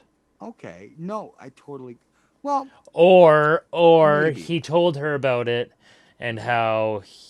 He's now like I feel obviously he's going to be sad, but I think he's happy now that he has that closure, that he knows what happened to his son. I think maybe he told her, and the way she looked at him was like kind of like a thanks for finishing up everything. He's happier for it.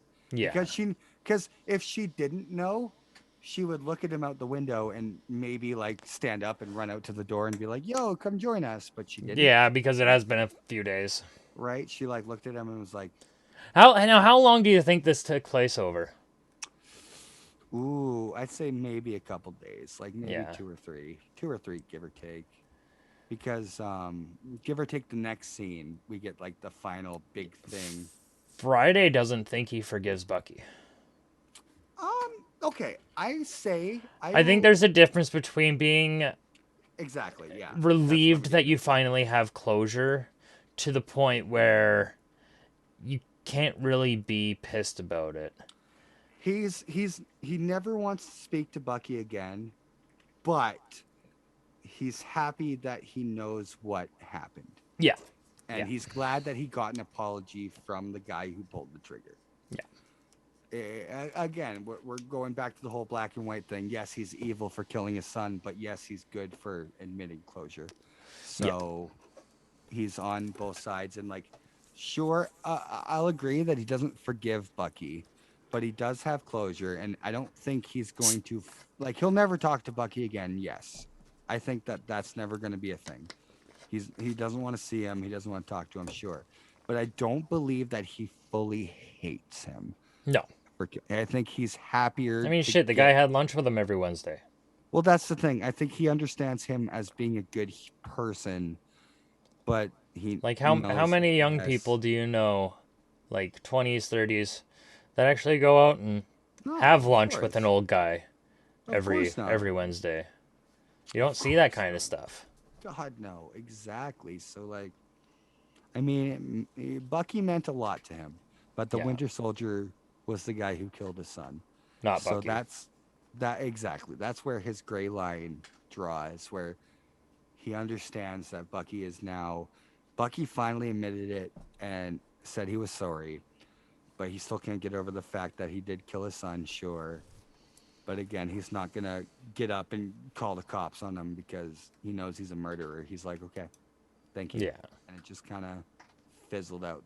Again, like I said, he's never going to speak to Bucky again, probably.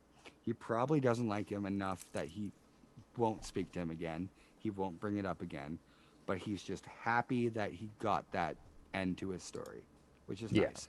And I think us as viewers are happy, too, that we got the end to his story as well. Yeah, so... I was just going to say where he doesn't believe him, or where he does believe him and knows he's going to kill him, but we don't think he's going to go hurt him. Yeah, I was just reiterating, please.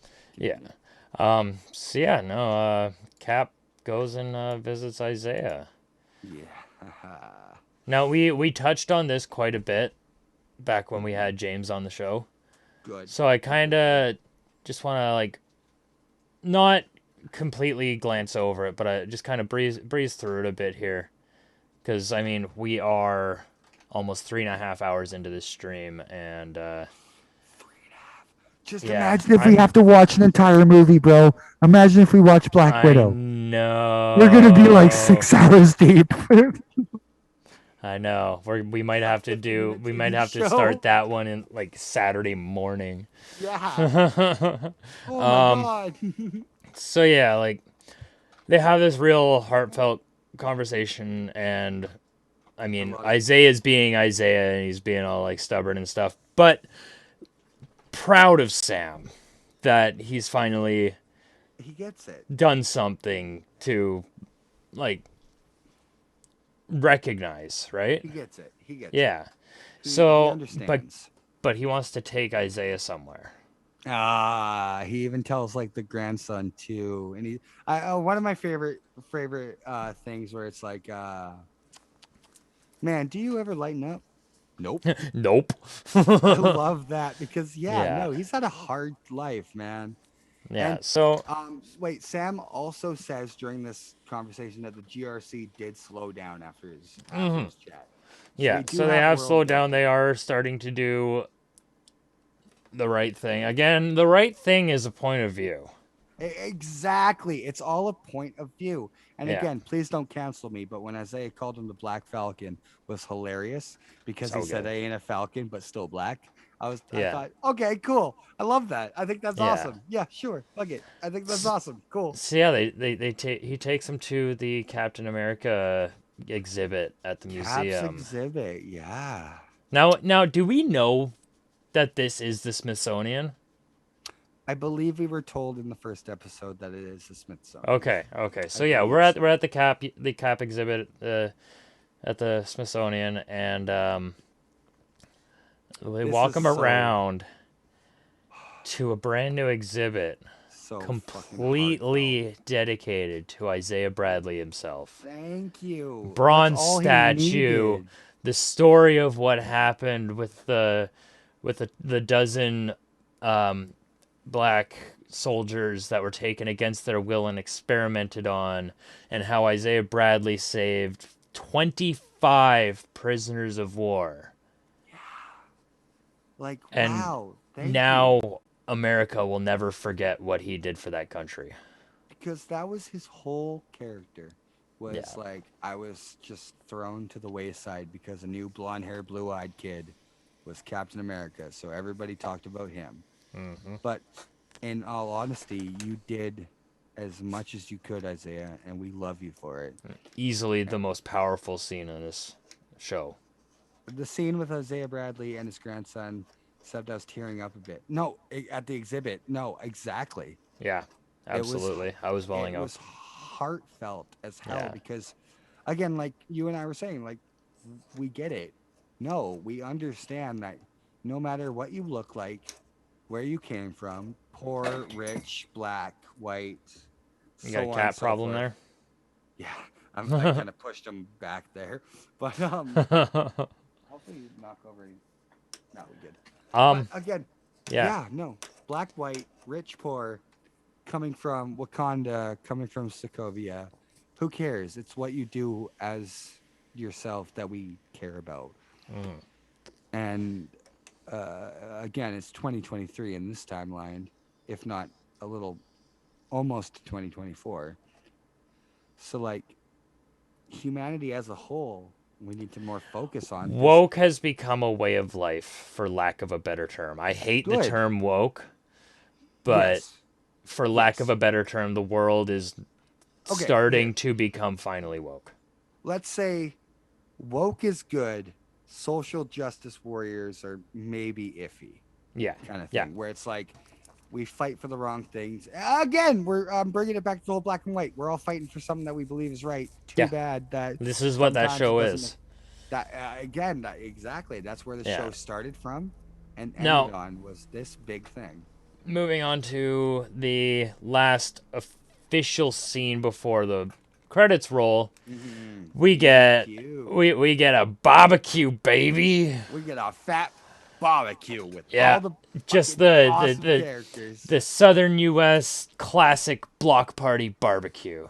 Exactly. And it's just it's Sam, it's Bucky. He's got kids hanging off his arm. Great. Well, he's just got these kids hanging off his arm. He's just like talking to the other people. Like, he's talking to Sarah. He's literally he's talking of Sarah. Trying to smash so hard. Like, I can support kids, baby. Hulk smash? No. Bucky smash. Bucky smash. Yeah. I Party time with Sam and Bucky. Because say he's holding the kids on his arm there, and he's talking to Sarah. That's low key, just like, yeah, baby, I can support children. I can do a lot with this arm. Yeah, I got a lot of expertise in my handwork, but also look at these fingers go. Oh God, I can support a few kids. Let's get into that. So happy, happy, happy barbecue, I like barbecue, this. barbecue. Happy. And yeah, it's so good. It's a great way to end off a show. But then we get you know Marvel. You know You the end of never- a movie. you You know the yeah, end of a show. you never You know finish this it ain't off. the end. You never finish it off. So, Oh, roll God. credits. Same credits that we're used to. Blah, blah, blah. And then we get Sharon's pardon hearing. Yeah. So, she's being let off. long too. story Whoa. short, she gets her pardon. She gets her job back. She has, like, literally been reinstated to the United States. Yeah. But I noticed something, and I had to roll back and show it to Frosty. Mm-hmm. That when she turns around to leave the courtroom, she gets this smirk, and the whole tone of the episode, or the whole tone of the scene, just changes to the just this sinister, just tone. It kind of went from like, oh, awesome, she's doing good. Yeah. Like, okay, To she's not, oh and then wait, what does this mean? kind of like, oh, wait, so the power broker was like maybe not an act. Yeah. So okay, so like I said, think she is yeah. power broker before Agent 13. And I would honestly be more into that. I think that as a storytelling perspective would be a lot more For fun. sure. For Way sure. more fun. Absolutely. Because again, Peggy was good through and through. Yeah. She did her thing and stuff. So let's get Sharon. Okay, through and through. What is wrong with your mic? Oh, it doesn't have a bottom because the bottom fell off. Oh, okay. Yeah. I was gonna say because that's like the fifth time it's fallen over. It's just kind of hanging off on its own thing, so don't worry about Nice. it. The bottom. Okay, the bottom. I need a flashlight to find the bottom because of all my other lights. I can't see it. Yeah. Shut up and continue the story, Jess. Yes, but that's the end of the story. Because she walks out of the courtroom, calls her Flag Smasher friends, and is like, "Hey, guess what? I got access to. We may not have super soldiers, but we got weapons, we got intelligence, we got everything that the U.S. doesn't want us to have." And like the government says that we began to pay some of the Sharon is planning something huge. Friday, you are absolutely right. Yeah, hell yeah. She is planning something huge, and I'm so for it. Again, Agent 13. Okay, I bring it up to the series. She's kind of like Agent 13 in the comics has always been on the same level as John Walker. They're heroes, but anti-heroes. Yeah. So again, we even got confirmation that in the series where she was a bad guy stealing art and selling it to get in close with Madripoor. So yes, she did bad things for a good overtone, which is freaking tastic. Let's go. Let's freaking go. Power Broker was a male in the comics who had the powers to give people powers. If you guys haven't watched like the 3rd season of Misfits, watch Misfits. It's fantastic. It dives into that. But so when we get to see the MCU version of the Power Broker, which is Sharon, we get to see that she wasn't giving out powers. She was giving out the super soldier serum. Yeah. So yes, she was giving powers, but in a more realistic kind of standby. And they even talk about it in the thing that there's no super serum left. And she said, well, we'll figure it out from there. Yeah. We'll move on. So that's the end of the show. That's the end of the series that we know of so far. Final thoughts. Fantastic series. The fact that they brought in U.S. Agent. Yes. Thank you. They brought in Agent 13, not Agent Carter. We got Agent 13 and the Power Broker. Fantastic. Again, my whole thing is planting seeds. Plant those damn seeds because I'll keep watching it to see that grow. Seeing Sam fully embrace his Captain Americaism. Amazing. He does it so well and he fits the role perfectly. I would have I would probably be saying the same thing if it came to Bucky as well. If Bucky took the mantle, I'd be like, cool. Hopefully we saw him do his thing. But the fact that we did see Sam in the flesh use Red Wing, use the wings, use the jetpack and the shield and save people and stuff. I believe that really solidified that, yes, I'm okay with this cap. Let's go. Let's Yeah. go. More final thoughts going between the series as a whole. I think they're really attributing to the whole no one's black or white, no one's good or evil. We're all just fighting for what we believe in. And sure, you don't agree with this person. Well, they don't agree with what you say this way. And you think they're evil, but they think you're evil, so on and so forth. And I believe they got really deep into that. And then they kind of like finessed a lot more when it came to just Captain America becoming Captain America again. Because again, people hated John Walker to be Captain America. Yes. And I agree with that. I just knew that he wasn't going to be capped by the end of this, which we find out. Yes, he's not capped by the end of it. But my whole thing is no one's either good nor evil anymore. No one's Thanos anymore. We don't have a Thanos. We don't have a big bad because everyone's fighting for their own reasons and they're all believing they're good. Like, again, the people from Titan, they never thought Thanos was a bad guy.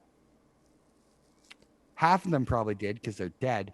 But the guys who fought with him thought he was a good guy. They thought they're like again, we're really like as a series as a whole. I think the whole thing was with WandaVision, the series as a whole was, yes, you're a good guy, but you can't go off and do your own thing with no repercussions because there will be people hurt. There will be repercussions about it because we hear the people there that have had lives before they were taking over and becoming part of a 50s TV show. So yeah, Wanda thought she was going off on her own and living her, but she was still hurting people.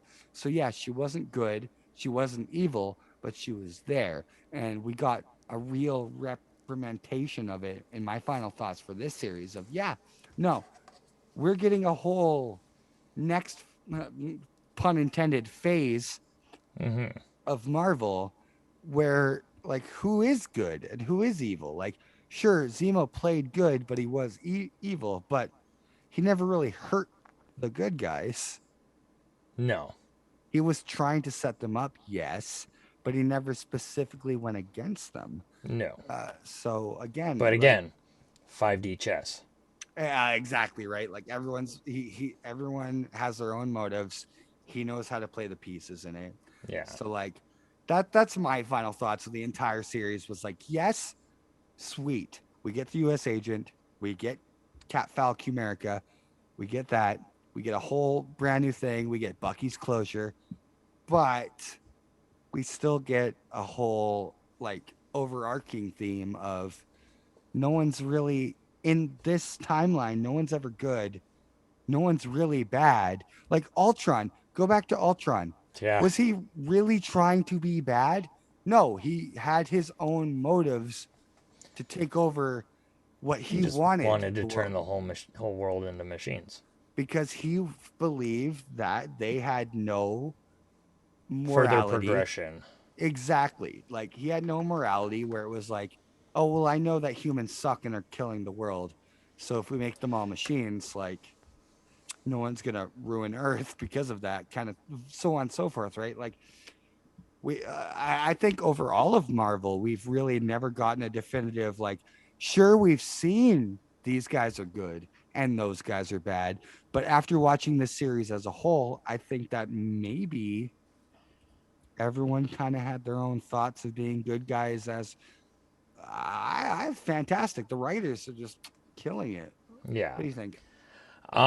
Yeah, I mean, not to just completely ditto everything you just said, but please. like that's pretty much it. Like the character development between Sam and Bucky on their personal level, their character development together, the addition of Zemo, of these flag smashers, of everything that they've drawn from the comics. This whole series has just been a complete eye opener, whether it be on racial terms, on 100%. right and wrong terms, on just, I think this whole show's mantra was just kind of a morality trip.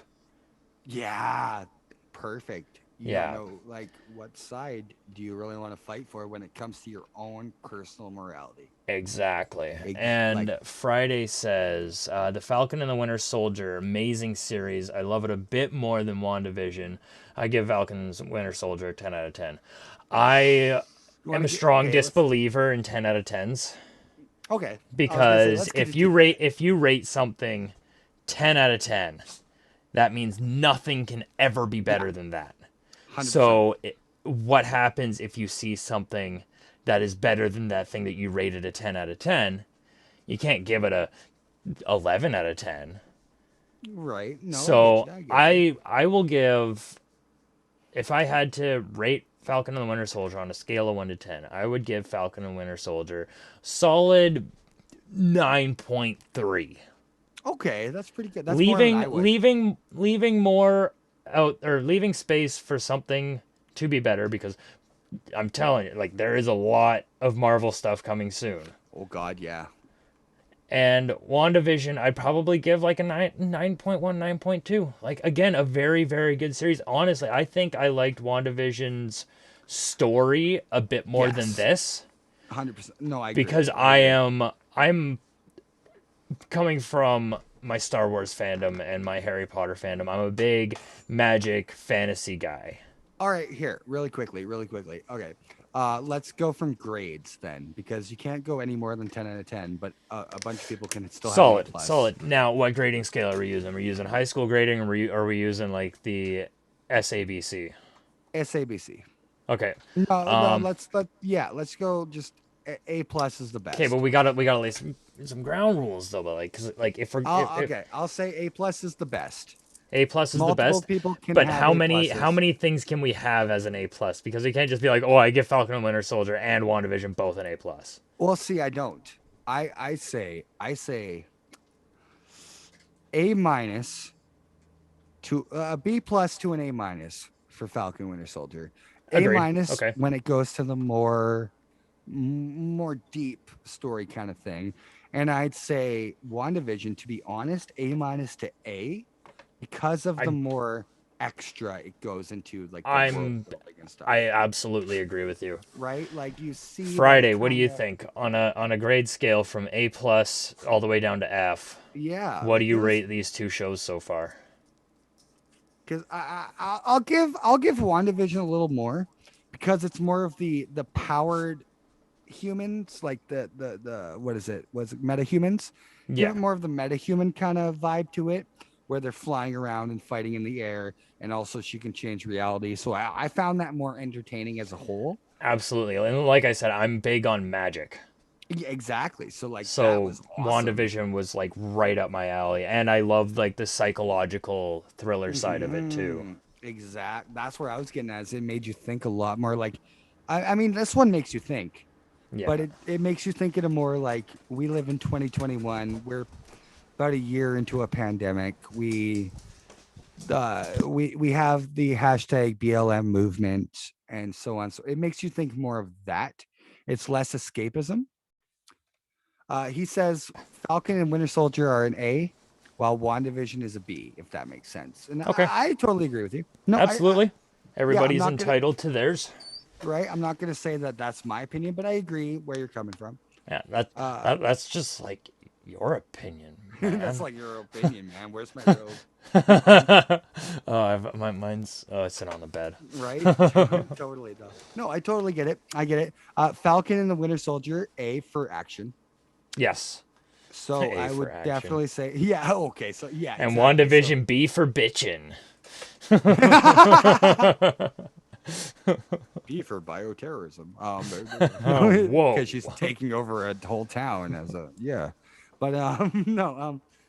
See, again, no. I totally think that's a good viability from it, because Falcon is definitely a more entertaining series when it comes to looking for action, looking for who fights who and who fights this. Where WandaVision was less of an action-oriented piece, where it was more of a psychological thriller kind of piece, where you were like, well, who does this and who does that, compared to who fights who and who fights that kind of thing, right? Like, Both fantastic shows. I will never put neither of them on the back burner. I loved No. watching both of them.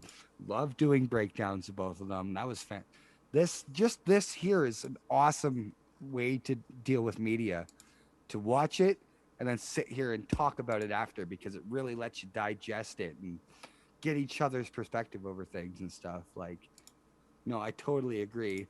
I have a couple questions here if you want. Yeah, let's fire through a couple of questions and then let's close it out because we are nearing 4 fucking hours. Well, we had the great James Cybulski here. We did. So we did. had What a to. guy. What a What guy. a fantastic. What?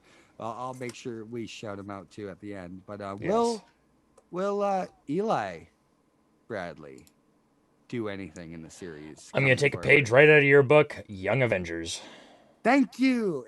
That's exactly what I'm thinking. That maybe we'll get. You know, he's not anytime soon. No. And by the time it happens, it could quite possibly be a different actor. Well, okay. No, I agree. And again, like the whole thing is they're all children now. Because I'm thinking Young their Avengers roadmap for the next like 3 or 4 years doesn't include the Young Avengers. Because I'm thinking that it's more okay. When I say Young Avengers, I don't think these children.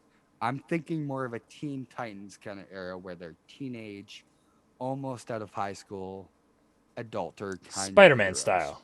Exactly. And if you said like 3 or 4 years, Spider-Man will be out of that by that time. So he can't be a Young Avenger. He'll be an Avenger. So we will be able to get Young Avengers at this time, because I don't think stature in the comics is like 10. I don't think we're going to get that. Billy and Tommy have never been 10 or 8. Yeah. So I believe, yes, in the future. I believe Eli is going to be one of the older ones.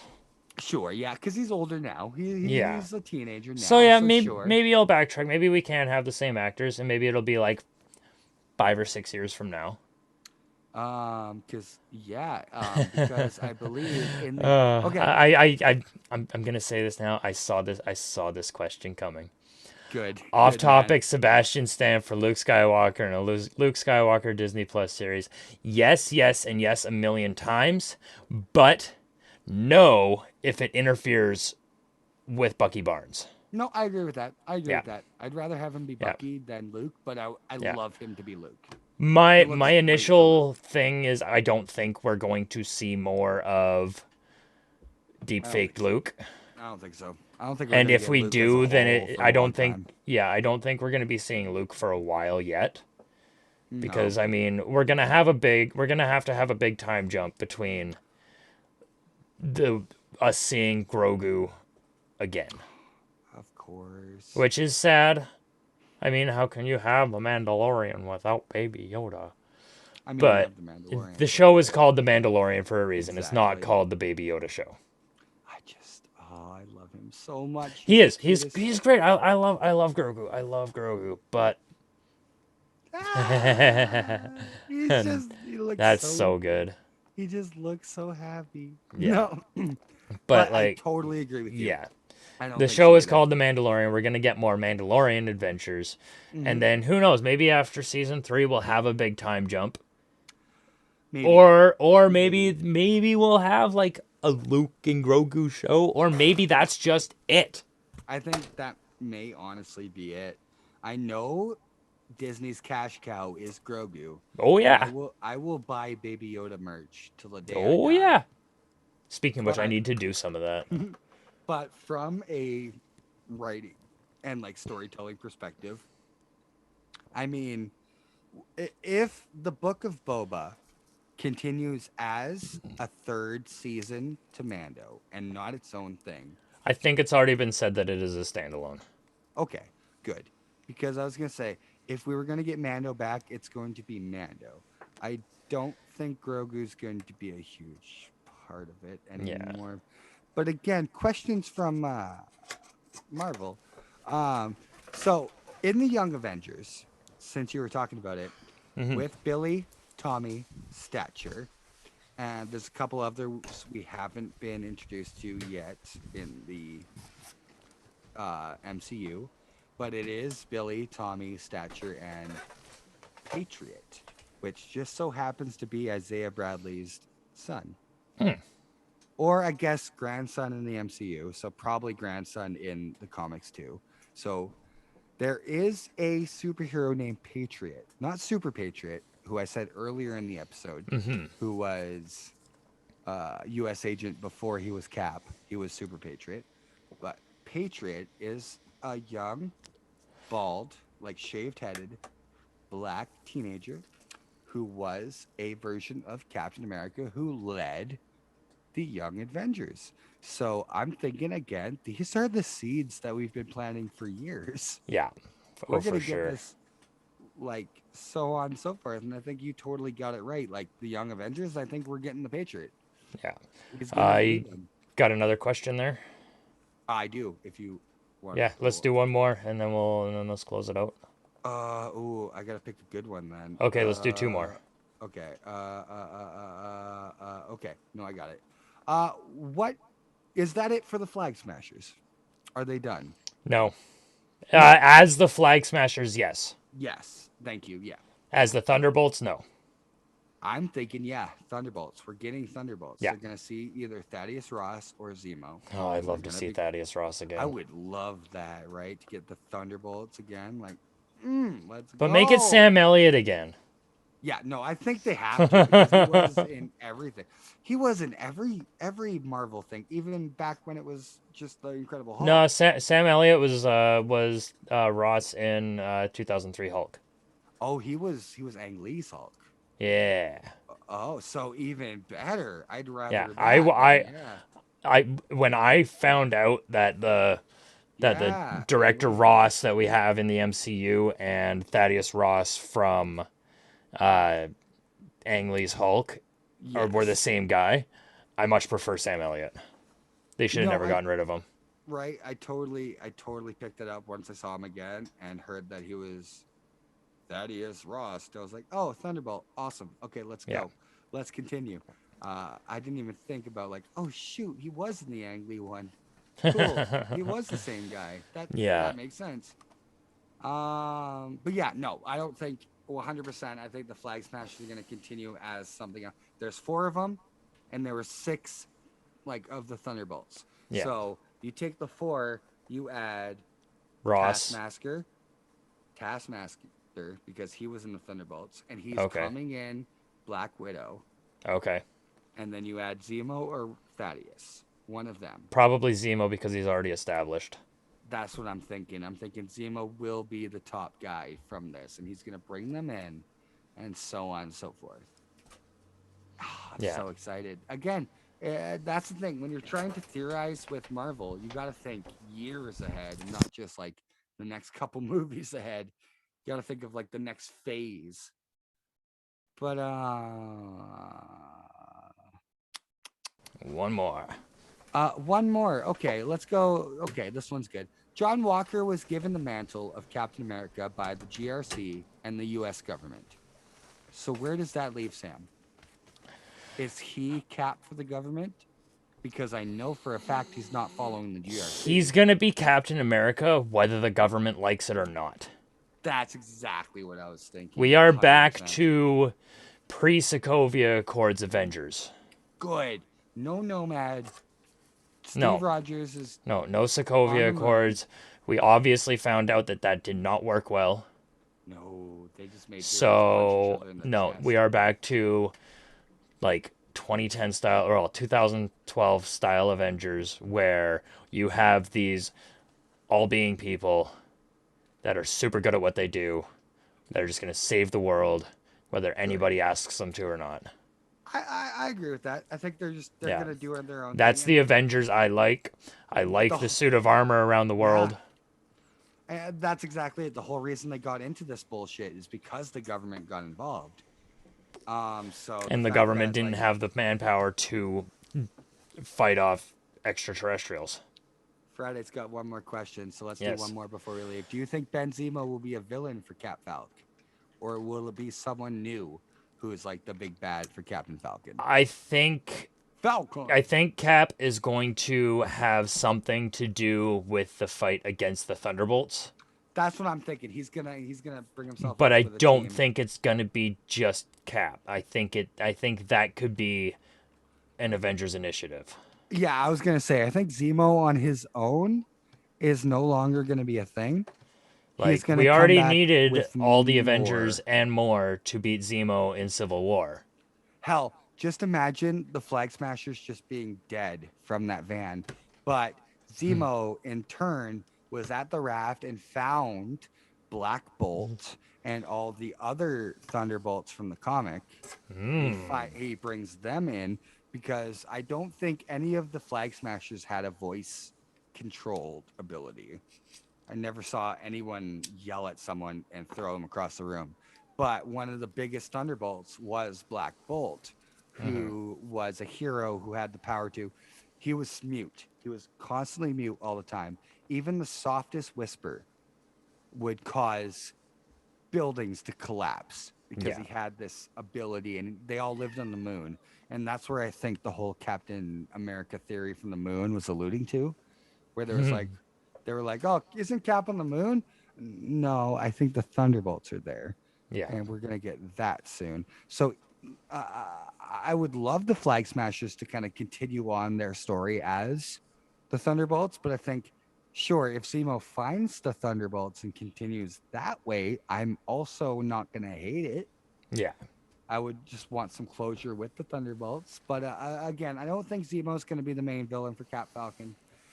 If it was, it would be part of a group thing where it comes to the Avengers, like the next, like we get a movie called The Next Avengers or something like that, Yeah. or like I don't like Avengers you said, 2.0. Exactly. I don't like Carly 2.0. No, like we're never gonna get.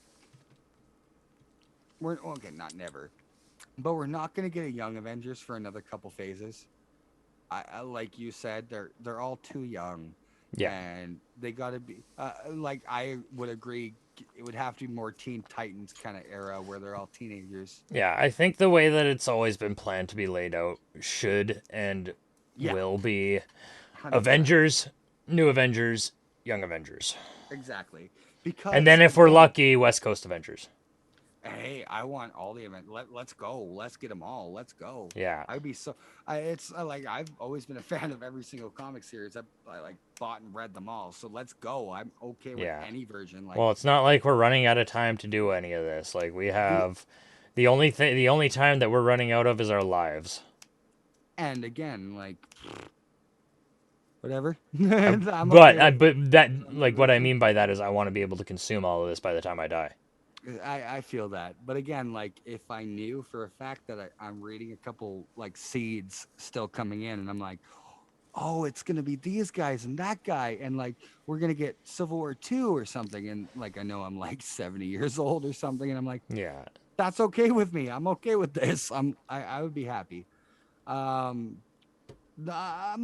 big thing is with the Young Avengers stuff is we have been told in this phase we are getting Ironheart, Riri Williams as the next Iron Man-esque hero. So again, that might be our seeds planted. We're gonna watch Ironheart, and then maybe she finds Stature and Kate Bishop, and maybe that leads into Cassie the next Lang. phase. Yeah, exactly. Like, that maybe leads into the next phase. Like, who knows?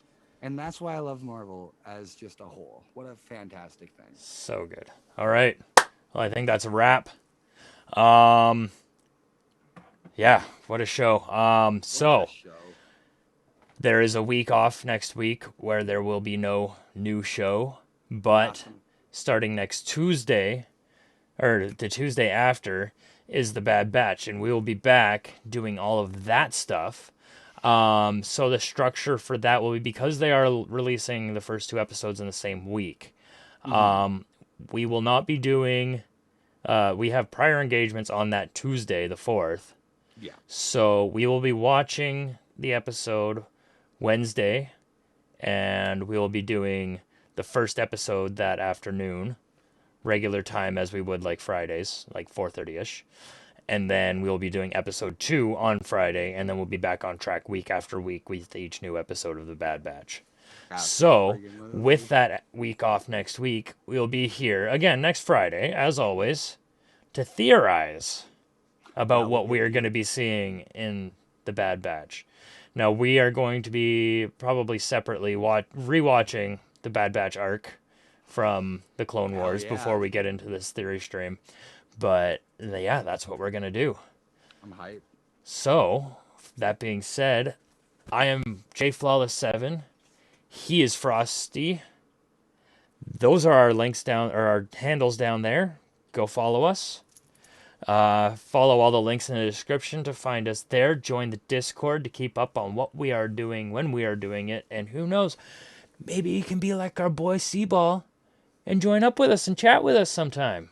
Yeah. That's right, Friday. I'm talking to you. Yeah, make sure you guys do check out Seaball though. He is a fantastic dude and a great. Yeah, go follow James Cybulski on Twitter. He's living the good life right now, but he's got some stuff in the works, and I'm sure we'll be seeing him on the media side again very, very, very soon. Not sure how many of you guys are sports dudes, but that's what he does. He does sports, and he'll do sports. What's 3,000 followers divided by like 43,000 followers? He's got that much on us. So by all means, he's a good dude. He gets it. He understands the comics like I do, which is fantastic. Yep. And I hope to have him on here again, whether it be for the Bad Batch or Loki or whatever comes next. Final Friday, please, by all means. You're saying you're going to see us next week for Bad Batch and Loki. If you want to talk to us, go down below. Please join our Discord. We'll talk to you there. Come talk to us there. We are on there pretty much 24/7. So if you're there and you want to chat about something, we'll be there. We'll talk to you. We'll game with you. We do lots of group gaming things. We do lots of video things like we're doing now. By all means, hit us up down below on the Discord. If you like us as a whole, hit us up on AG AnythingGeek.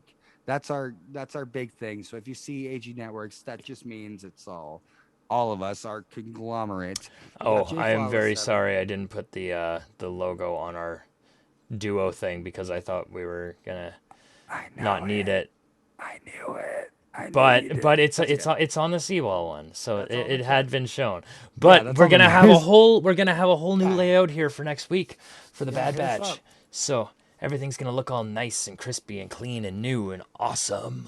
Follow us all at the AG stuff. Follow J Flawless personally at J-Flawless7. If you like his stuff, you like the way he speak, hit him up on everything. You like the way I speak, hit me up, Fr0zD. Instead of an O, it's a 0. Instead of a D, it's a capital D. Hit me up on all the social medias. I just got myself a TikTok. I just got myself a stereo. If you guys listen to stereo, I just did a podcast with my mommy. We did we did Subsidiary. We did Anything Freak, which is about cool. We did the dog suicide bridge where we went really deep into supernatural stuff about that. So if you guys want to get into that, check it out. We did a whole almost 2 hours talking about that. She'll do her links to all her t-shirt company and stuff. You can hit her up there. Hit us up down below. Again, best way to talk to us, hit us up in the Discord. That's the best way to do it. That's where we are most likely. All right. Well, for my boy Fr0zD, I'm J-Flawless7. Thank you for coming out. And as always, Avengers, assemble. Assemble!